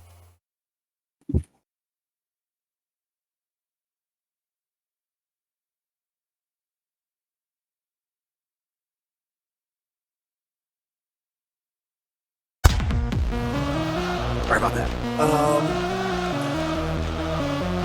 Mine. That will be a good division. I think the Bengals take it. I do too, but I still think the Ravens will be close. I don't know if you think they will. I think the Steelers. I think it all falls on Pickett, honestly, and how good he'll be. Mm-hmm. And I don't know about their. Who do they have at wide receivers? You know, the new guy they drafted, is that Pickens? There's a new wide receiver that they've been showing off a lot. There's it's numbers 14. Yeah, George Pickens. Yeah. Number 14. He said he's been balling out at practice camp and preseason. George Pickens. That's true. Yeah, and they got Calvin Austin, Miles Boykin. Yeah, but who's the other guy they always try to make like a number one? Johnson? Is it Johnson? Yeah, Deontay Johnson. Don't draft him in the first round. Yeah. Please don't. Somebody did that last year. I've not seen the hype with Pickens, but I do know they got a good running back too. A baller. Yeah. I mean, I don't think he has the O-line to go past like 1,000 yards, but that's just Najee. Yeah. Najee Harris. Najee Harris. Yeah. Next division. And I do agree with the Ravens as well, sneaking in at a wild card there. Okay. AFC South, Jacksonville, Tennessee, Houston, Indy. Instantly Jacksonville. Instantly Jacksonville. I just think they're going to surprise a lot of people this year. They're going to clinch the division maybe week 9. Mm-hmm. I'm going hella early. Really? Hella early. For the division or just a playoff spot? In the division. Okay. In the division. I agree. I'll agree with you on that. I don't think any other team is making the playoffs in that division. I agree with that as well, because they're all rebuilding, except Jacksonville. Yeah. Jacksonville has a more put-together team than the other three, because they're still in that rebuilding stage. They got rookie quarterbacks, new coaches. I mean, I forgot D'Amico Ryans became the head coach of the Texans. Oh, yeah. I did forget about that. And he used to be a Texan, and then he played with the Eagles before he retired. I know one of our listeners is going to be a little upset, Carlos. He loves them some Indy. But I'm sorry. Yeah. They got too much drama going on there, man. They really do. There's too much. They're going to be too distracted with other stuff. Hashtag free JT. Next oh my one. God, Jinx. You and me pop. Let's go AFC West. Okay. KC, Chargers, Vegas, Denver. It's kind of obvious. I mean, yeah, Kansas City's. Kansas City. Kansas City will win the division, but not by much. Really? I think the Chargers with Herbert, they got some stuff going on over there. And the whole, I don't know, have you been following this Denver hype too? The media. Well, yeah, I don't even know why. Because what? Why? Because a new coach and because Russell Wilson? Okay, when's the last time Russell Wilson's been a threat? My guy needs to put up the cleats. I'm sorry. Yeah, it's time, dude. It's put up the cleats. Their top receiver just got hurt. Yeah. And then the cleats. They just traded their tight end. They just traded their tight end to us too. So who's there? I mean, just go home, pack your bags. Sierra is waiting for you. They got a good cornerback. Yeah. They got like a top 5 cornerback there from what statistically from last year is what they said. But yeah, offense, they're rebuilding. Sorry. You better draft a quarterback next year if somebody's out there worth it. Yeah. Because you don't got a running back either. You don't have a top receiver anymore. Who was their last time they had a top receiver? Demaryius Thomas? Or Wes Welker? Wes Welker. Yeah, I mean, that's when they were like a threat. They're not now. Oh, yeah. No more. Kansas City. I'd say Kansas City. You said there's 3 wildcard spots, right? Well, yeah, top. Yes. Top division, right? And then 3 wildcards. Yep. I think the Chargers can slip in there. Yeah, I agree. I think Chargers get a wildcard spot. So I think Justin Herbert will have less mistakes this year. I'm willing to bet that. I will disagree. You will disagree. All right. I mean, I have compared numbers. And I mean, we're going to find out week 1 next Sunday, 4:25 p.m. Eastern Time in Las Vegas, where the Miami Dolphins take on the Chargers. The only reason he won't that game is because you have Jalen Ramsey out.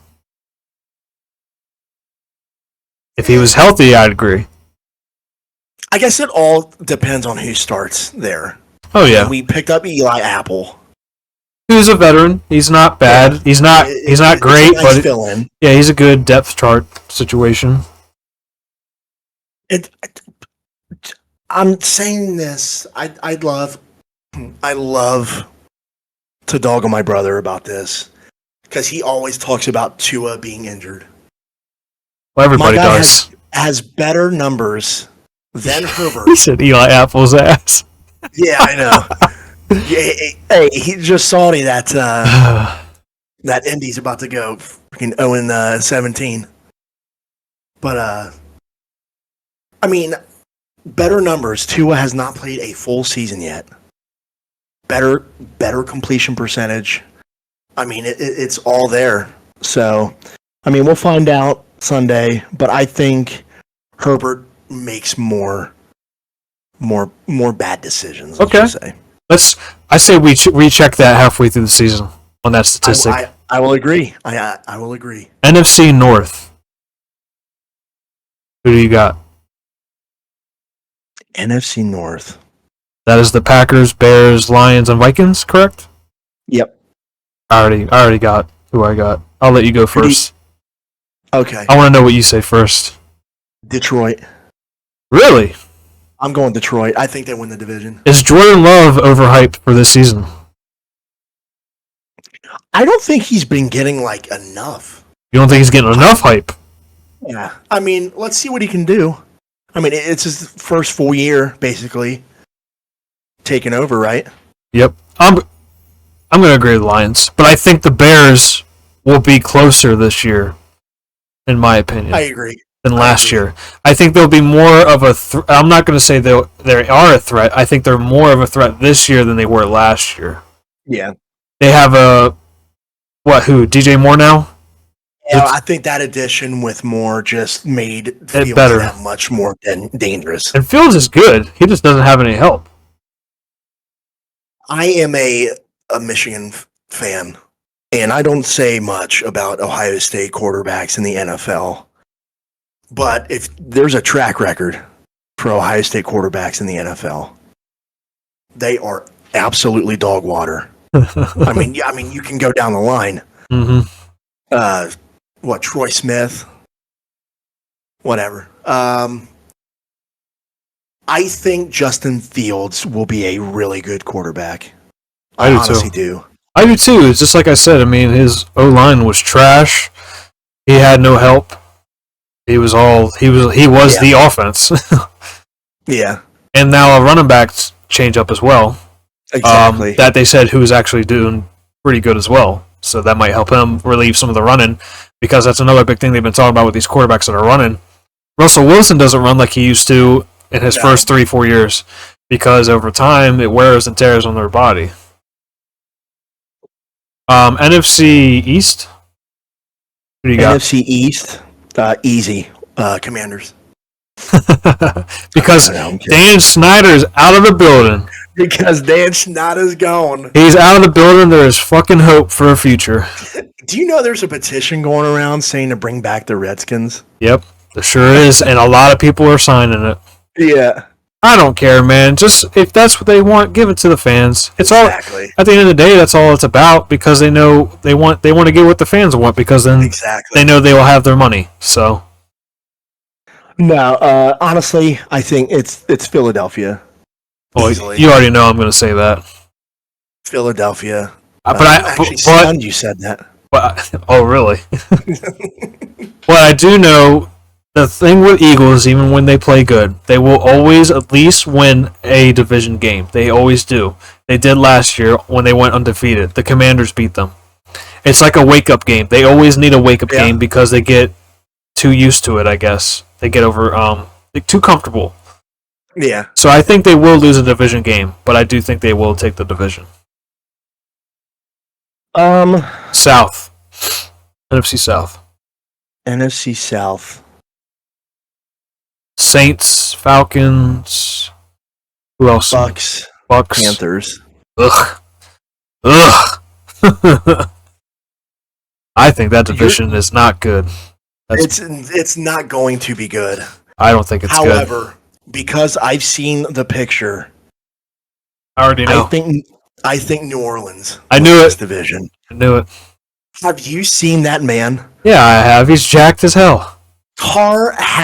He is jacked. They had to bump up his pads. Pissed him off. He had to bump up his pad size. Good God. I think... Who is the quarterback for the Falcons, is the real question. Ritter. Who? Ritter's going to be. Who? Desmond Ritter. He went to UC. Exactly.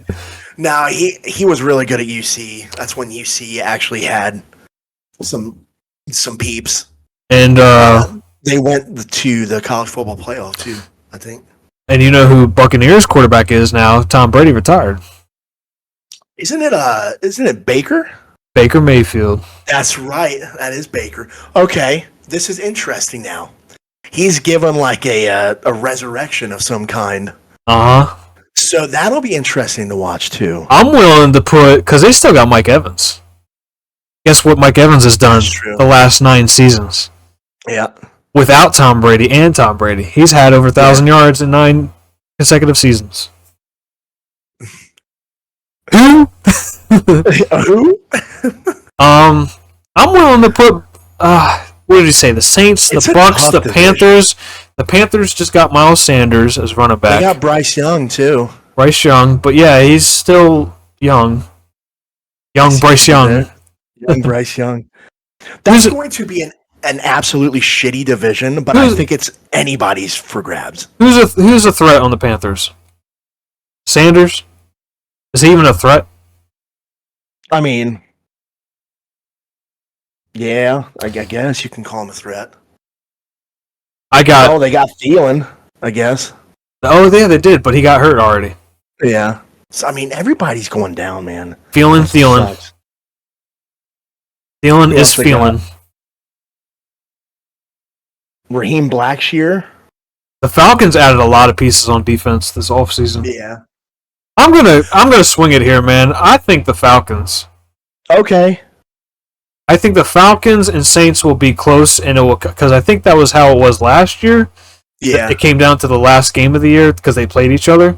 I think it'll be a similar situation. I think the Falcons will take it. Okay.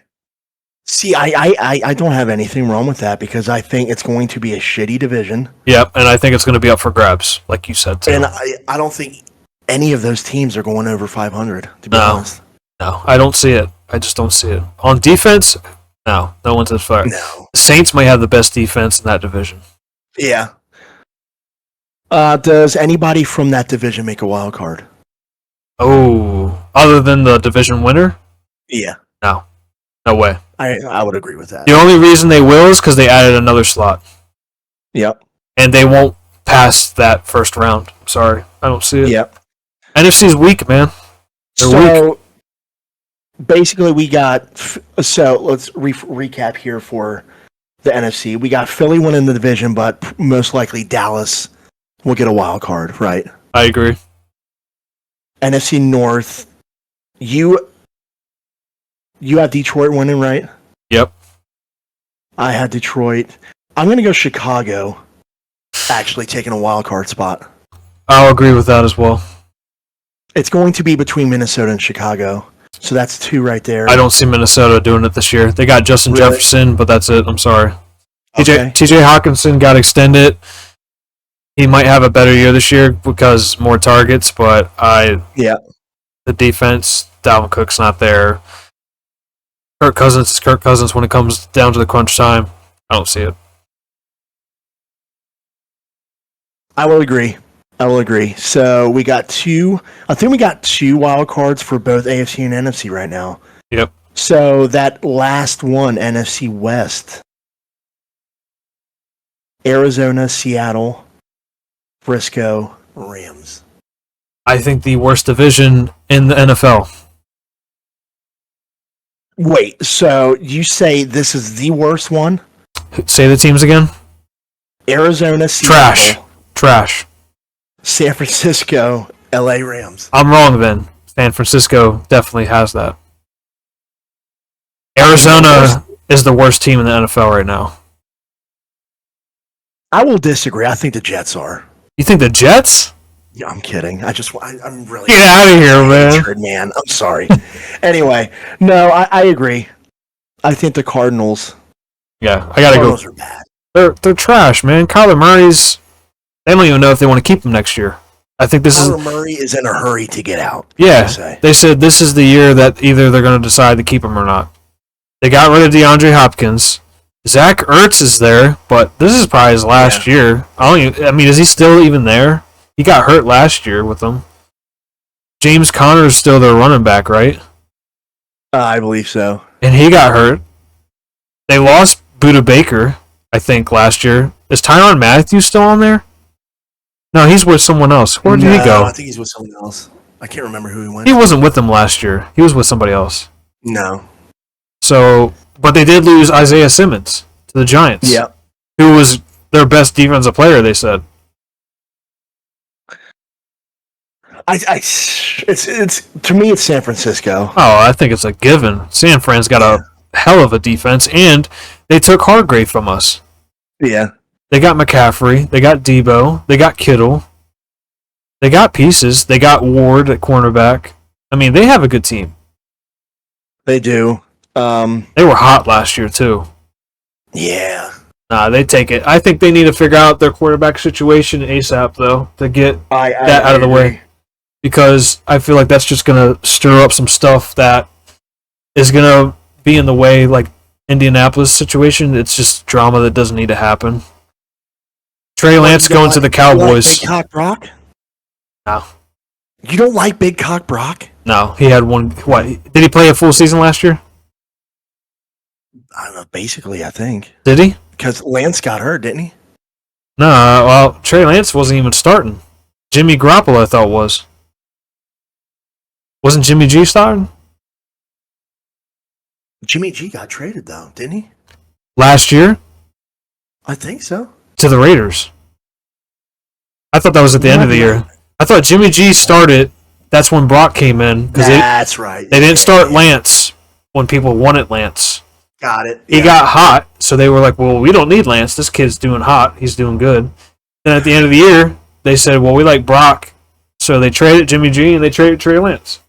I kind of like what Brock Purdy's doing, man. Frank is hating. You don't think the hype is real behind Big Cock Brock?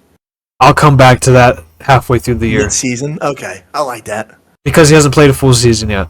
That's true. But it could be like the Jalen Hurts situation. His first half of he played the second half of the season and he didn't play good. First season he improved. All these NFC teams. So that last wild card for the NFC is kind of tough. What? Somebody filling it in? Yeah. My question is with the Rams. How are they going to do? Terrible. Cooper Kupp got hurt again. Good God. Kupp got hurt again. Who's the quarterback? Stafford.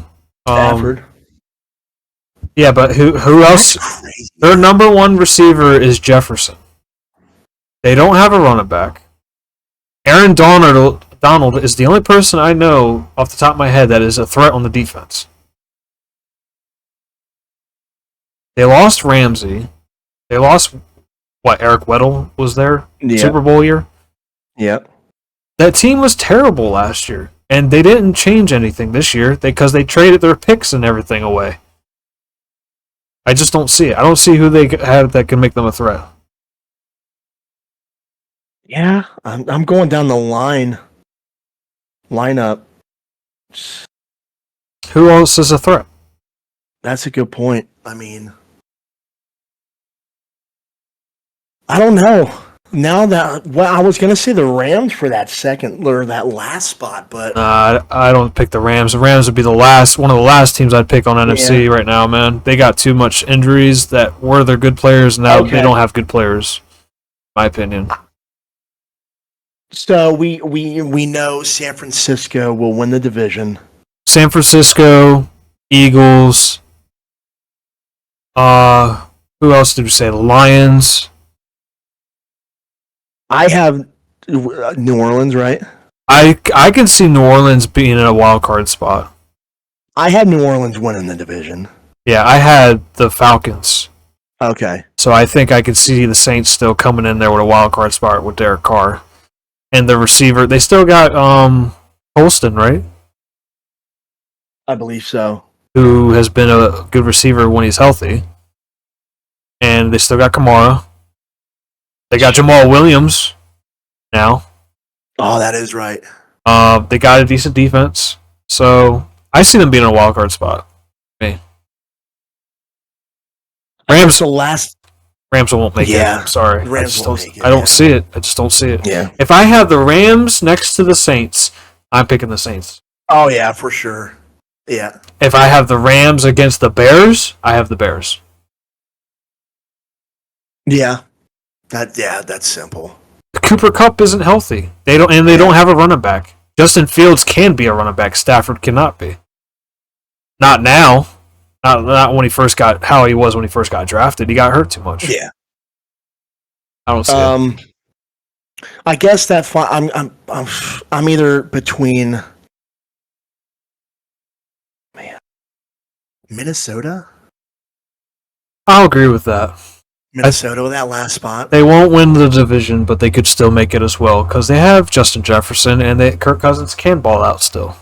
You can possibly get 3 teams in the playoffs. Absolutely. In that division. You could. Mm-hmm. That's wild. I think that okay. Same with the East. That's true. Yeah. Cowboys, Eagles, and Giants. I think that happened last year. Yeah. It did happen last year. Yeah. Because the Cowboys lost that fumble, and the Giants lost round 1, or they lost to us. Yeah. So. All right. So going back, here is my NFC division winners wild card. NFC East, Philly takes it. Dallas with the wild card. NFC North, I have Detroit winning. Honestly, Chicago and Minnesota probably taking the wild cards. Okay. NFC South, I got New Orleans. NFC West, San Francisco. I agree. Is there any? Because you flip flopped. What, Atlanta Yeah, with the and Saints. New Orleans? Okay, so either way, one of those teams will make it. If Falcons win the division, Saints will still make a wild card. Yeah. If Saints win the division, I think the Falcons will still somehow win a wild card because the NFC is still weaker, in my opinion. Yeah. It's not as hard to get in, even if you're losing the division. Yeah. All right. So AFC. Damn, I thought We really had a clear-cut third wild card. we said we did do the division though, right? We did the division. Okay. I have AFC East Dolphins with Buffalo making the wild card. Agree. Cincinnati winning the North Agree. with Baltimore a wild card. Also agree. The South, Jacksonville, no question. Yep. I have none of the other teams making the playoffs. Would you say the Chargers make a wild card? I think the Chargers make a wild card. Me too. I Jags over think Colts is crazy. That is not crazy. It's facts, my dude. It's facts. That team has talent and a good coach. The Colts are going to win maybe 5 games. That team has talent and a good coach. Who's the running back on the Jags? For the Jags? Is it still Etney? Etney? How do you say his name? I think. Travis Etienne. Yeah. James Robinson still on there? Or no? Or, oh my god, Leonard Fournette. Did he retire? No, Fournette's done. Okay. My God, I mean, the roster is there for the Jags. Kristen Kirk. Calvin Ridley. Trevor Lawrence. I mean, the running back was decent last year. They have Doug Peterson. They have pieces on defense too. Let's look at the Colts roster. What roster? They can't even just their star player doesn't even want to stay on their team, dude. An overhyped Anthony Richardson. Yeah, he's ass. He's gonna fail. I'm sorry. The dude got hyped on a Zach Moss. The dude got hyped at a preseason game like he won the Super Bowl. He beat the backups. Congratulations. I mean, the wide receivers. Listen to this: Dullen, McMath, DJ Montgomery, Don't know. Pierce, Oh, don't know. Pittman Jr., Who's that? Rogers, I know Amari Rogers, Strachan, Jawan Winfrey. Come on. You lost, and your top defensive player got suspended, and then the Eagles got him. Anthony Richardson wasn't even the best QB in the SEC last season. He hasn't even played a full season before. You know what happens if quarterbacks that get drafted and haven't played a full season? They fall off. Michael Trubisky, Sam Bradford. Who is in that little discussion? But he's not going to fall off, right? I'm not mad. I'm just spitting facts. That's true. All right. I think we got the divisions and our wild cards. So let's switch over here. Who is the MVP? And if Patrick Mahomes stays healthy, it's going to be him again. Unfortunately, I want Jalen to get MVP, but I don't think he'll do it. I think he can. I think he can do it. I don't think he'll win it over Patrick Mahomes, though. As long as he's in the picture, he won't win it. That's just me. Yeah. I have Smoking Joe Burrow as MVP. As MVP, I could see that. He's got the weapons and he's got the arm. I think Burrow. That's a good one. Defensive Player of the Year. Mine is Parsons. That's a good one. He got it last year, right? No. I think so. Nick Bosa got it. No. Yeah. I think Parsons is going to break out this year. He's going to have a year.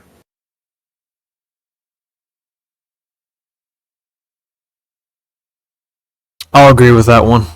He's a good player. Even though he's on the fucking Cowboys. But I'll agree.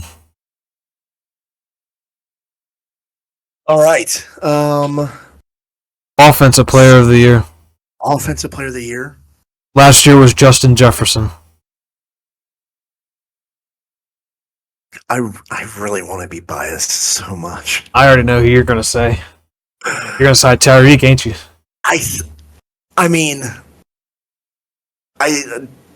Ty's going to re-break his own record this year, honestly. I got a very bold prediction for that one. Who you got? Are you going to pick Hurts? No. I won't pick Hurts. Who is the top receiver other than Justin Jefferson? Second person that comes to your mind. Who's the next best receiver? The first is Ty. First is Ty? Yeah. I agree. I disagree with that. Jefferson's first. Tyreek's second. Really? I'm going to say... I won't say Tua because Tua, to me, will be the comeback player of the year. That's actually a really good fucking point. I didn't even think about the comeback player of the year. I think he will be the comeback player of the year from all those concussions and almost ending his his career, basically.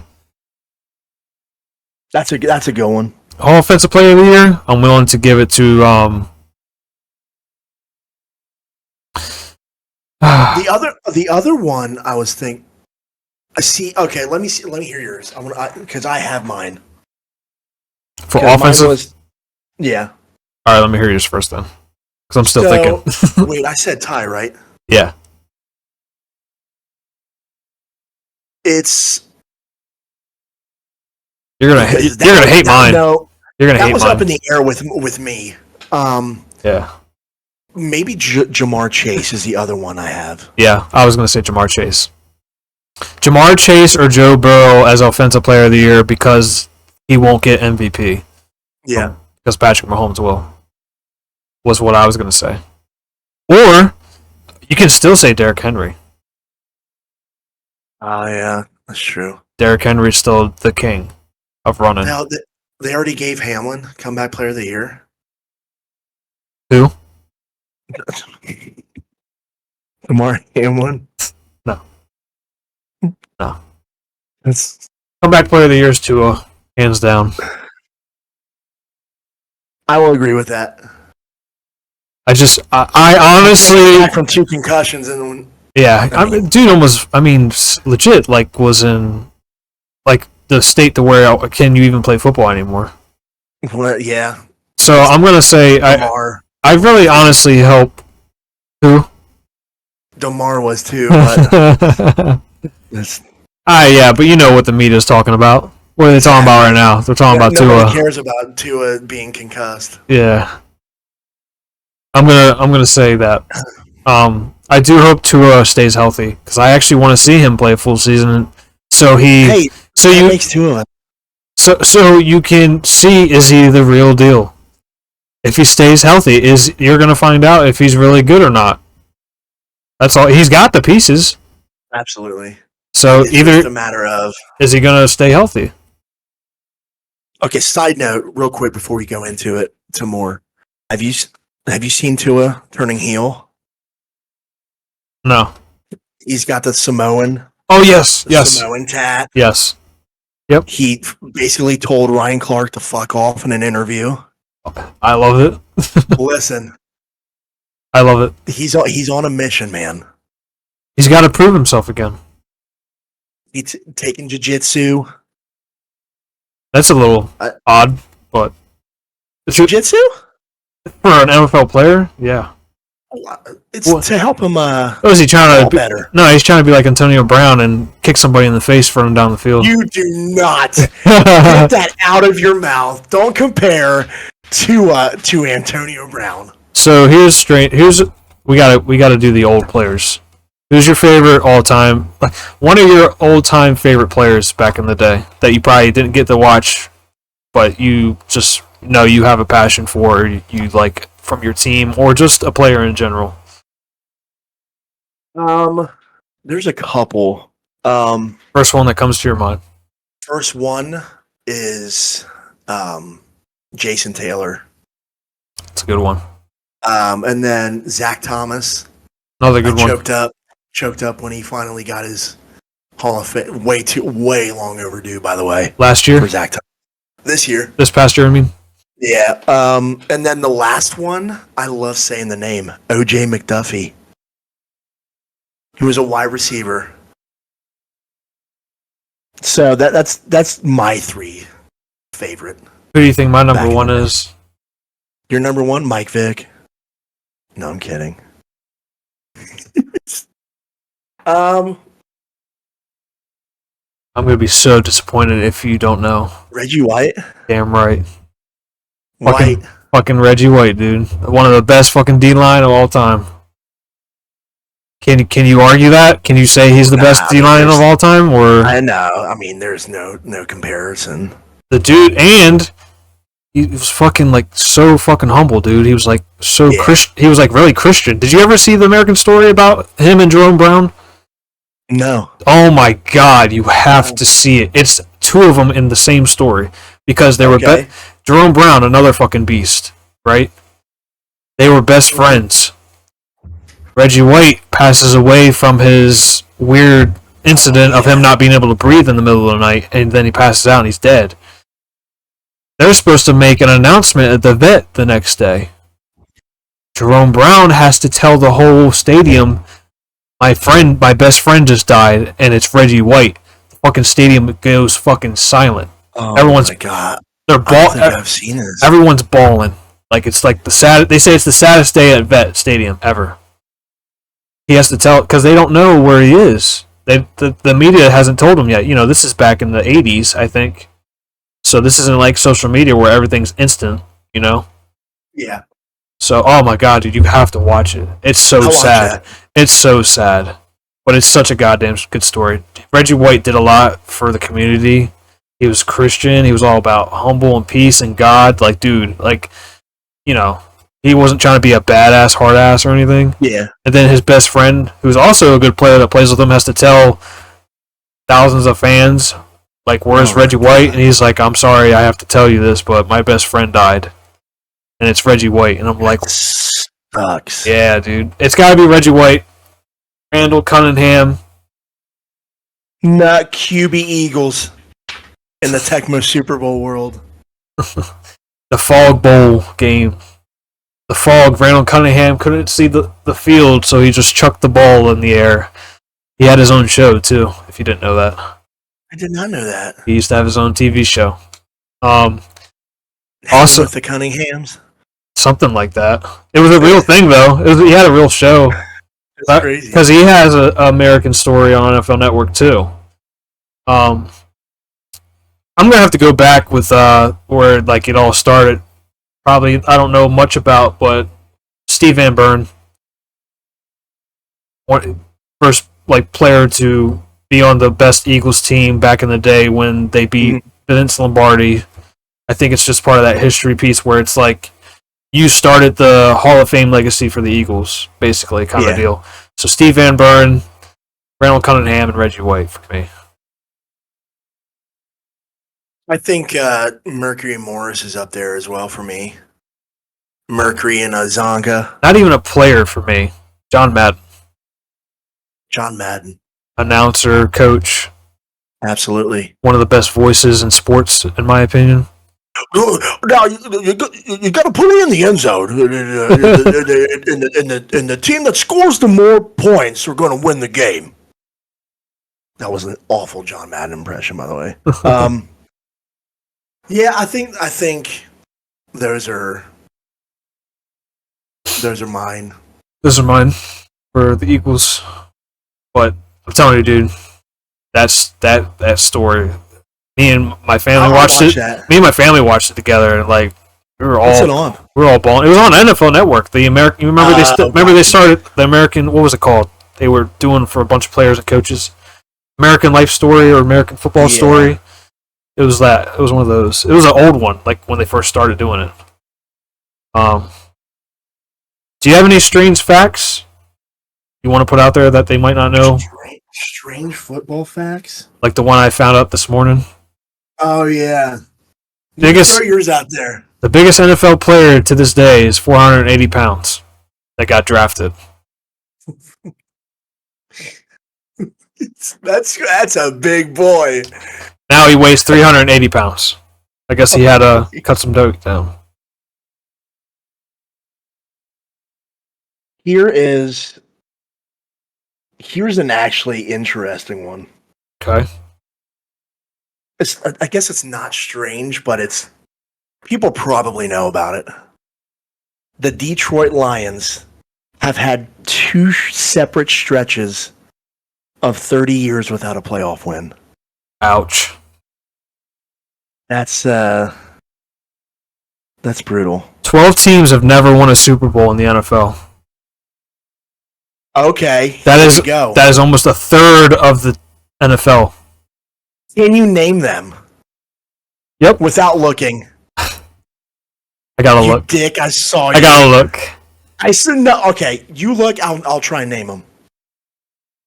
Lions, Browns, damn it! Texans. Hold on. Stop it. Lions, Browns, Texans, Vikings, Jags.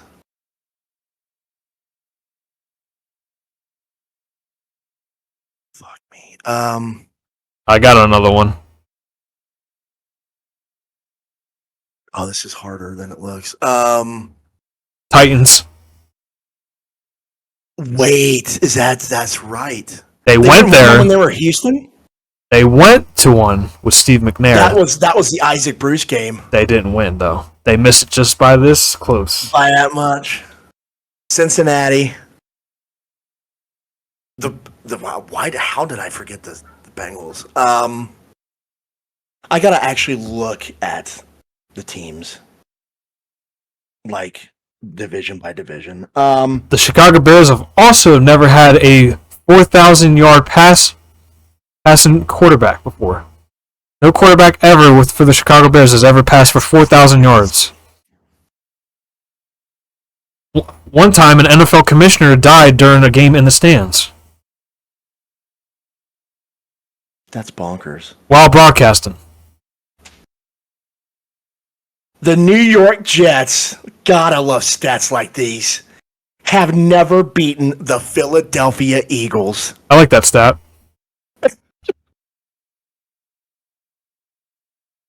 I'm on the same one as you then. Yep. Cowboys have never won a game in Lambeau Field until 2008.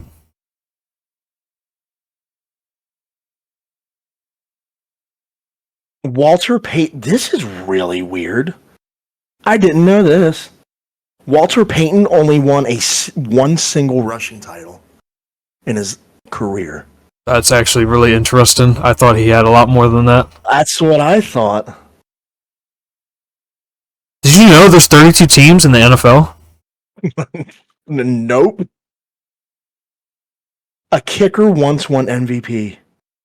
Really? Yep. That's a hell of an achievement for a kicker. Can we agree that kicker is one of the hardest jobs to keep?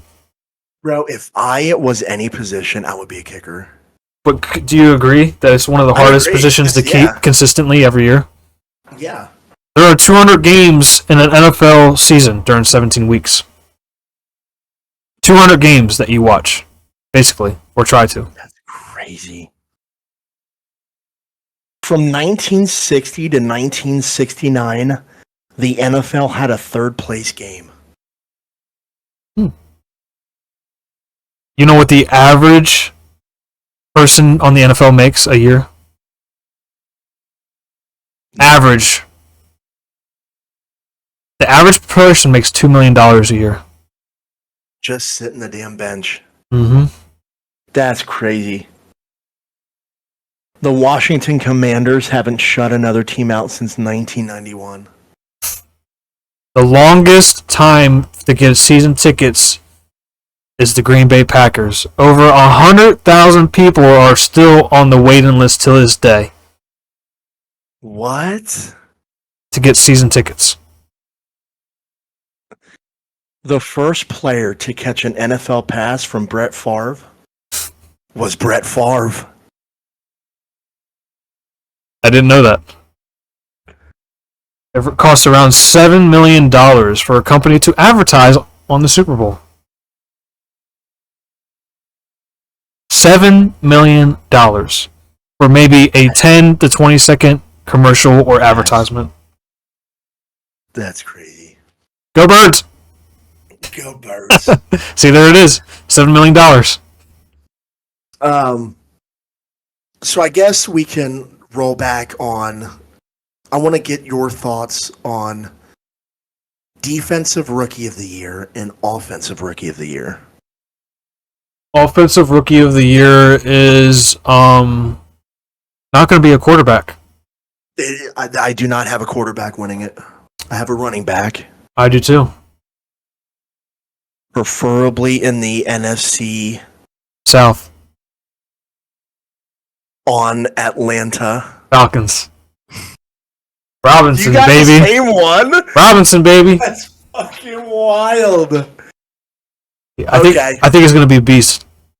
Yeah. I think he's going to be Todd Gurley, healthy Todd Gurley. Bijan Robinson. I watched him a few games when he went to Texas. Whew, that boy can scoot. Defensive Rookie of the Year. I think you and I might have the same one as well. Defensive Rookie of the Year? Yeah. Who you got? NFC. Your division. Your team. Really? Nolan Smith. No. Jalen Carter. Yes. Really? Yes. You don't think the linebacker will do better than the D tackle? No. You don't think so? I don't think so. Do you think the linebacker will be a bigger impact, though, than the D tackle? I think Carter makes a bigger impact. Really? Honestly. Yeah. Already based around a defensive line that's good? Just another added piece, you think he'll even just boost it? Yes. Your defensive line is crazy good. Are you willing to say it's the best D line in NFL right now? On paper. Who can you name a better D line right now in the NFL? Other than the Niners. Niners took Hargrave. Yes, that's true. Riddick, Cox, Carter, That's true. Brandon Graham. Okay. All right. You made your point. You made your case. Oh, I mean, you could tell me if you disagree. I'm just trying to... I agree. They had the most sacks last year. Josh Sweat. That's true. He had 12 sacks last year. And he is a backup. I do think Carter. I think I'm sticking to. I think Carter makes That dude is... bigger impact. That guy's fucking big. I think. I don't think you know like how big of an impact he might make. I don't, because this is the first year I missed the draft because I had a baby shower. That's true. But I do know that they went on. Actually watching the draft at the baby. No, I'm kidding. I tried to, actually. My service wasn't good. Now, here's another one. Most improved team from last year to this year. It's actually a good one. Lions. That's a good one. I'm really all in on the Lions this year. I can't really think of another one than that actually would be considered as an improvement. The only person I might say, or team I might say, is I'm gonna throw a weird one in here. It's in my division. The Giants. That's a good one, actually. I say the Giants improved a lot from last year. That's a good one. Giants haven't been a team that has been a threat since Eli. So Yeah. I think they're getting pieces in order finally. I think it just depends on Daniel Jones, like we said before. I think they can be a threat eventually down the road if they get just a couple more people. Oh my! The Jets will not be improved. They'll actually be worse. Jets could be in the category, but I don't know. Because, see, the thing with the Jets is they don't have a bad quarterback already. You're right. They have a washed up one. No, but I'm saying as a backup. Who's their backup?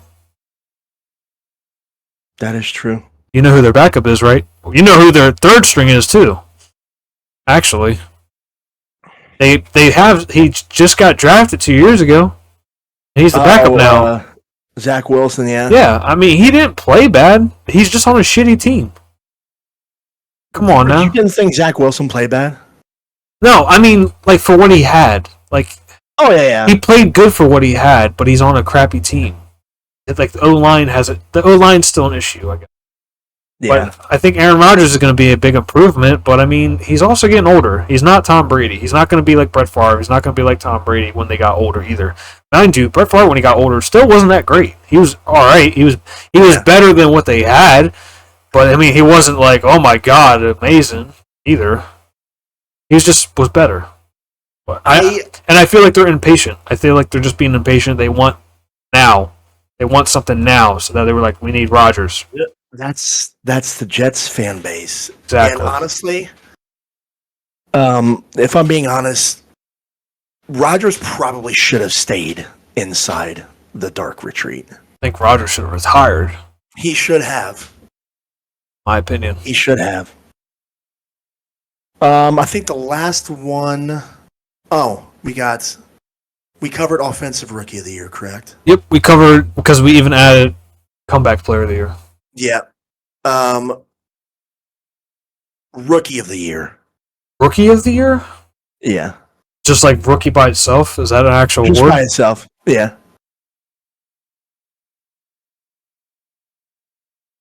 I'll throw a weird one in there. Flowers. Okay. It's definitely not going to be Richardson, I'll tell you that much. Look out. Peace. I think Bryce Young has a chance. I could see that too. I don't think they'll be offensive player of the year though, but I could see a quarterback getting just rookie of the year. Yeah. That or Will Anderson. I could see that too. Coach of the year. Coach of the year? Oh Yes. man. Lions. That's Dan Campbell, baby. Dan Campbell is have. You ever watched his Hard Knocks last year? No. Dude's passionate as fuck. That's good for the Lions then. He's passionate. He's straight. He's all about proving, bettering yourself mentally and physically, watching tape, not just doing everything physical, but also learning it up here, reminding yourself, preparing yourself for play calling and adjusting. I think he's going to be coach of the year. Yeah. I think that's easily the correct one. That or Mike McDaniel. Just saying. All right, so we are going to start up predictions, and so the 5 best games we agree on. We'll pick who will win. Do you want something like at the end? Does the winner get something, or just bragging rights, a trophy? Yeah, this trophy right here, world's biggest loser. There you go. I'll be making sure to wrap this and put a bow on it for you. Probably a little side eagle sticker on it for you. Remind yourself who actually is winning this year. Listen, I'm just kidding. When this podcast drops that October, when the Dolphins go to Philadelphia, I'm saving all my stuff for October. I'm not even going to get started right now. I'm not even saying a word, not till the week of. But well, maybe we'll come up with like a trophy or something. I'm fine with that. But before we aired today, we decided the 5 most intriguing games we thought would be in week 1. The first one, obviously, this is why we did it on today instead of next week, because one game will already pass. Start of the NFL season. Correct. The first game we have on tap here, Lions, Chiefs, next Thursday night. Kansas City favored by 6.5. Who you got? Lions. Off grip. Is it in Kansas City or Detroit?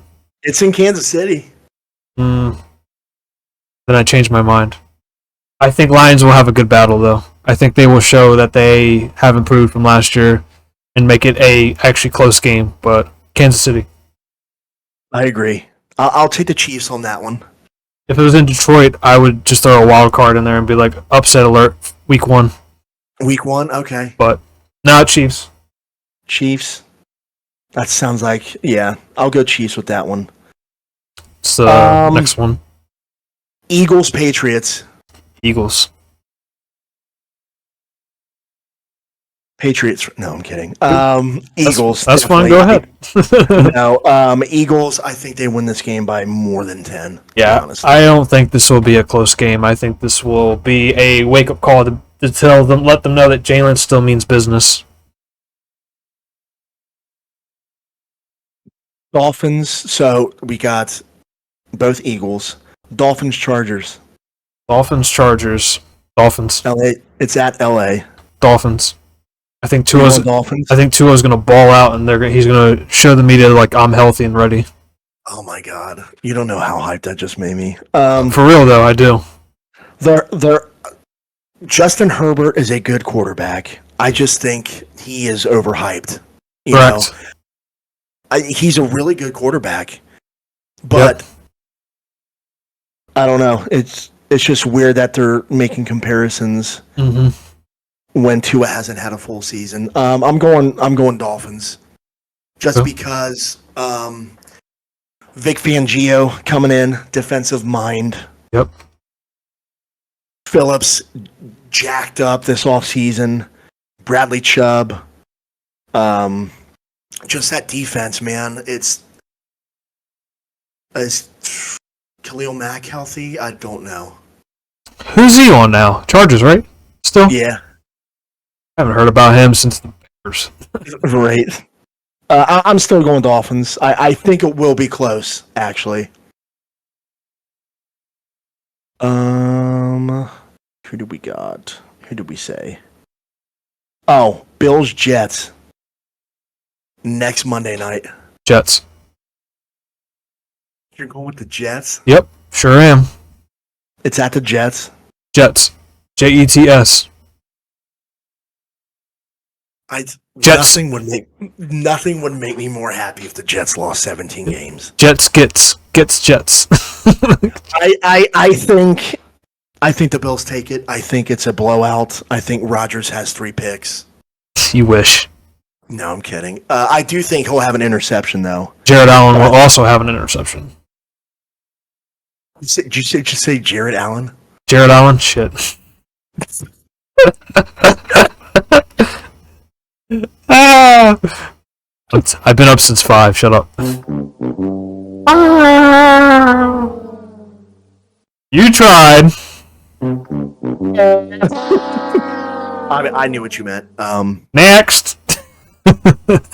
I got Bills. Okay. I guess this 5th games we can either choose between 2: Bears, Packers, or Cowboys, Giants. Bears, Packers. Bears, Packers. Bears. I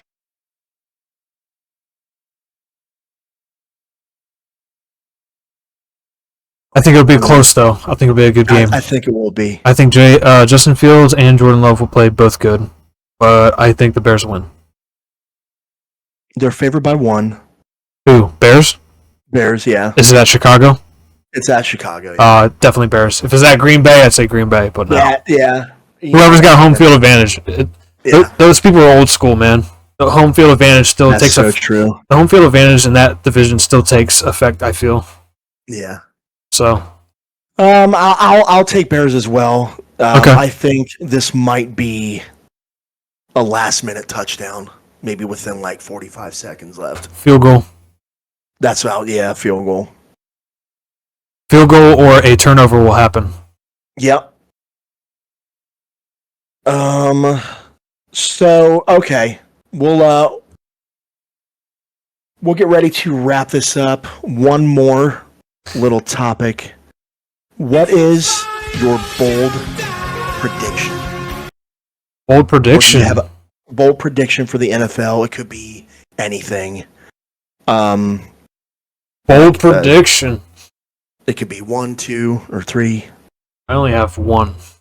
You have one. Jalen Hurts wins MVP. Okay.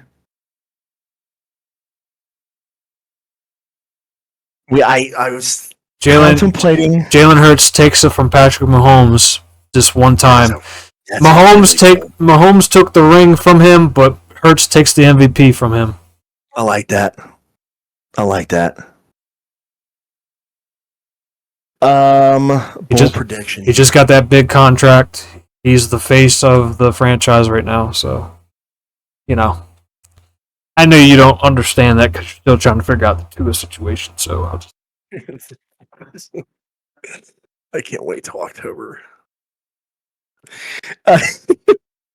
My bold prediction. I said this before. I think it can happen if Tua stays healthy. I think it's the year that Ty gets 2,000. I think he gets 2,000. I agree. I'll agree with that. He has a quarterback who can throw to him, stay healthy. Yep. I can see it happen. Another bold prediction. Dolphins sweep the Bills. I can also see that. I think we sweep the Bills. Another bold prediction. The Dolphins don't win the division, but they make the playoffs.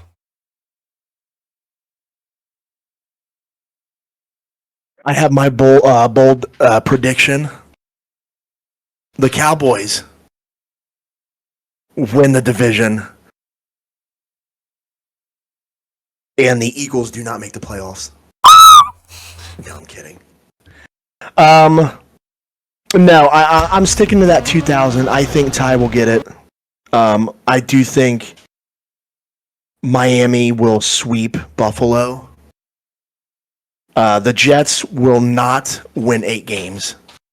That's not a bold prediction. It's going to be a fact. Okay. I think. I really got to piss. No, you're good. You're good. But I do think. I'm telling you, the Colts are going to be bad. The Colts will be bad. And, some people might not like to hear it, but they're in shambles. Their own owner can't pay the man. And just free JT. Here's another bold prediction I feel like will happen. It's going to be October. October's coming around. That last pitch effort for trading. I think Miami picks up JT in October. Yes, I did almost piss. I think I got one more bold prediction. I don't know if you heard it. Go ahead. I think in October, the Dolphins make a splash for Jonathan Taylor. That's a good bold prediction. I think so. Okay, I got another one. All right. The Cowboys, for the trade deadline, trade Dak. Really? because they got Trey Lance. That's a good one. They keep saying it every year. Is Dak the answer? That's a good one. They just got Trey Lance. Why? That is a good question. Like, why they would? Well, who's Dallas's backup before Trey Lance? What's his name? He played decent, but like he wasn't Dak, of course. He wasn't a bad quarterback. Cooper Rush, that's right. Yep, Cooper Rush. He wasn't bad. He didn't play bad, but I mean, he's not going to be a starter for them.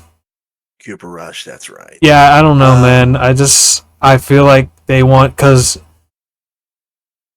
the thing now is they're building their defense up, so now it's like, well, now we got to focus on offense again. And really, they got a receiver, they got a running back. Yeah. It's the quarterback. They got an O-line, or half of one. Yeah. So, I mean, I just see them trying to get a decent pick for Dak or something at the end of the year. Yeah, that's a good point. And then say, like, well, look, we got a new face. We got the pieces for you. Here you go. Here's your opportunity, Trey Lance. You know? That is definitely something to watch in the season on that little battle in Dallas. I think we are going to wrap it up here for the first episode. Frankie, it's been a long time coming. We planned this months, and it kept getting pushed off. It's all right. For family reasons, for personal reasons, which is fine. I would just like to say I can't wait to continue to do this with you. Absolutely. Can't wait for football to start back up with Thursday. Absolutely. You will be watching Thursday night, right? Absolutely, Thursday. I'll be in it. Let's go. You're actually going to be there, like in it? Yeah, I'll be actually flying out on Tuesday. You're going to be broadcast from there? We're going to broadcast live. The Huddle here live at Thursday Night Football. The Huddle. But we're going to do this every Sunday before the games kick off. Around the same time, usually? Yeah, we might have to do some earlier. Okay. Because some of the European games. Oh, yeah. There. I didn't think about that. Because Miami has one with Kansas City. I think we could also change it to the night before, too, if possible. That's a good point. If available. But we will update that on the socials if you haven't followed them already. Absolutely. You can go follow us at the Huddle Podcast, or the Huddle Pod on Twitter. Discord group as well. Twitter, yes. TikTok. We made a Kick as well if we do stream it on Kick. You can follow us separately like Joey's been streaming right now. And then follow Frankie as well. I have him tagged in the description here. This was fun. I was nervous at first, but kind of just went to sync. Yeah, it's something different. I told you earlier, I wasn't big into the NFL, like just knowing my teams. I just know my teams. And correct. You've kind of like made way for me to for stats and what to look out for. So absolutely, it's definitely going to be an interesting season. I can't wait to see how it shapes up. But we'll be doing this live every Sunday. Eastern time. Eastern time, yes. Go follow our socials. Usually look out for us at 9 a.m. But we'll throw something out if the time changes. And I'll try to upload this to YouTube within this week as well. Maybe even tonight if I'm able to. But the episodes will be on there. Our predictions, my Eagle predictions are on there as well. Like I said, we're going to be on TikTok, Twitter. We have a Discord group if you want to talk about it and ask us even questions that we could answer on the next episode or next week within the future episodes, so we can answer them while broadcasting as well. The Huddle Podcast, it's all about just having a fun sports community. Lots of hot takes, sweaty hot takes that me and Joey are going to be discussing definitely in November about how my team's better than his. Or how in November that the Dolphins absolutely went into Philadelphia and just put a hurt on Jalen. But like I said, Eagles, Dolphins, that's what the main teams are, but it doesn't mean we can't talk anything else about other NFL teams as well. This is nothing but Eagles and Dolphins and all of NFL sports talk with the Huddle Podcast. Joey, thank you so much, man. I appreciate it. I had a good time with our first episode. It probably won't be as long as this episode because this is our first like introduction and memories and stuff, while as to where the future ones will probably be based off that week of predictions and of our games or what we think is going to happen that week. Maybe even if injuries pop up and stuff. Probably be like half of the time of what we did today. So if you have anything else to wrap it up with, Joey, I appreciate time, and I'll definitely look forward to doing more of this with you. No, absolutely. Just bouncing off what Frankie said, if anybody has anything they would like to ask, what are for next week maybe, what are your favorite memories? It doesn't have to be as, a fan of your team. Maybe an NFL memory that you really look back to and was like, wow. Just anything like that. Hit us up in the Discord. There's different servers for that. And then I'm looking to Twitch this. So when the questions pop in Twitch, if anybody has some for next week, we can go ahead and throw them out there. And then maybe even do some special guests in the future, possibly. We've already been invited to another podcast too, the Steagles podcast. And we'll have the Steagles on ours. So, absolutely. And then that guest can go ahead and make their picks for the top 5 games of the week. That we do. And like I said, we'll give you this World's Biggest Loser award eventually. It's just something to incorporate. It's awesome.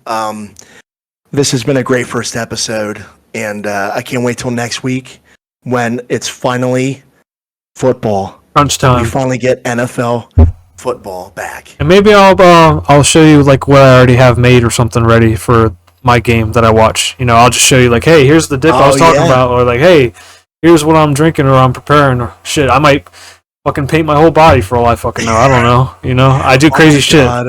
So we should do that for our own. Absolutely. I'll save that. But I appreciate all of you on Twitch right now tuning in. Thank you so much. Again, follow Frankie. His social is in the description. Also follow the Huddle Podcast. They're all there in every social description. If you're in YouTube, you'll see the rest for the Discord, Twitter, and TikTok. If you're in the other one, it'll be so on and so forth as well, especially separate from his personal one and my personal one as well. Yeah. JVote Gaming and Mr. _ Frank the Tank as well. Alrighty, Frankie. I had a good first episode, my man. This has been amazing, and like I said, next week is going to be fun. Oh, yeah. Next week is going to be fun. It's about to go down. Football is back next week, y'all. Damn right it is. For everybody to tune in. This is the Huddle Podcast. The Huddle Podcast. Deuces, everybody.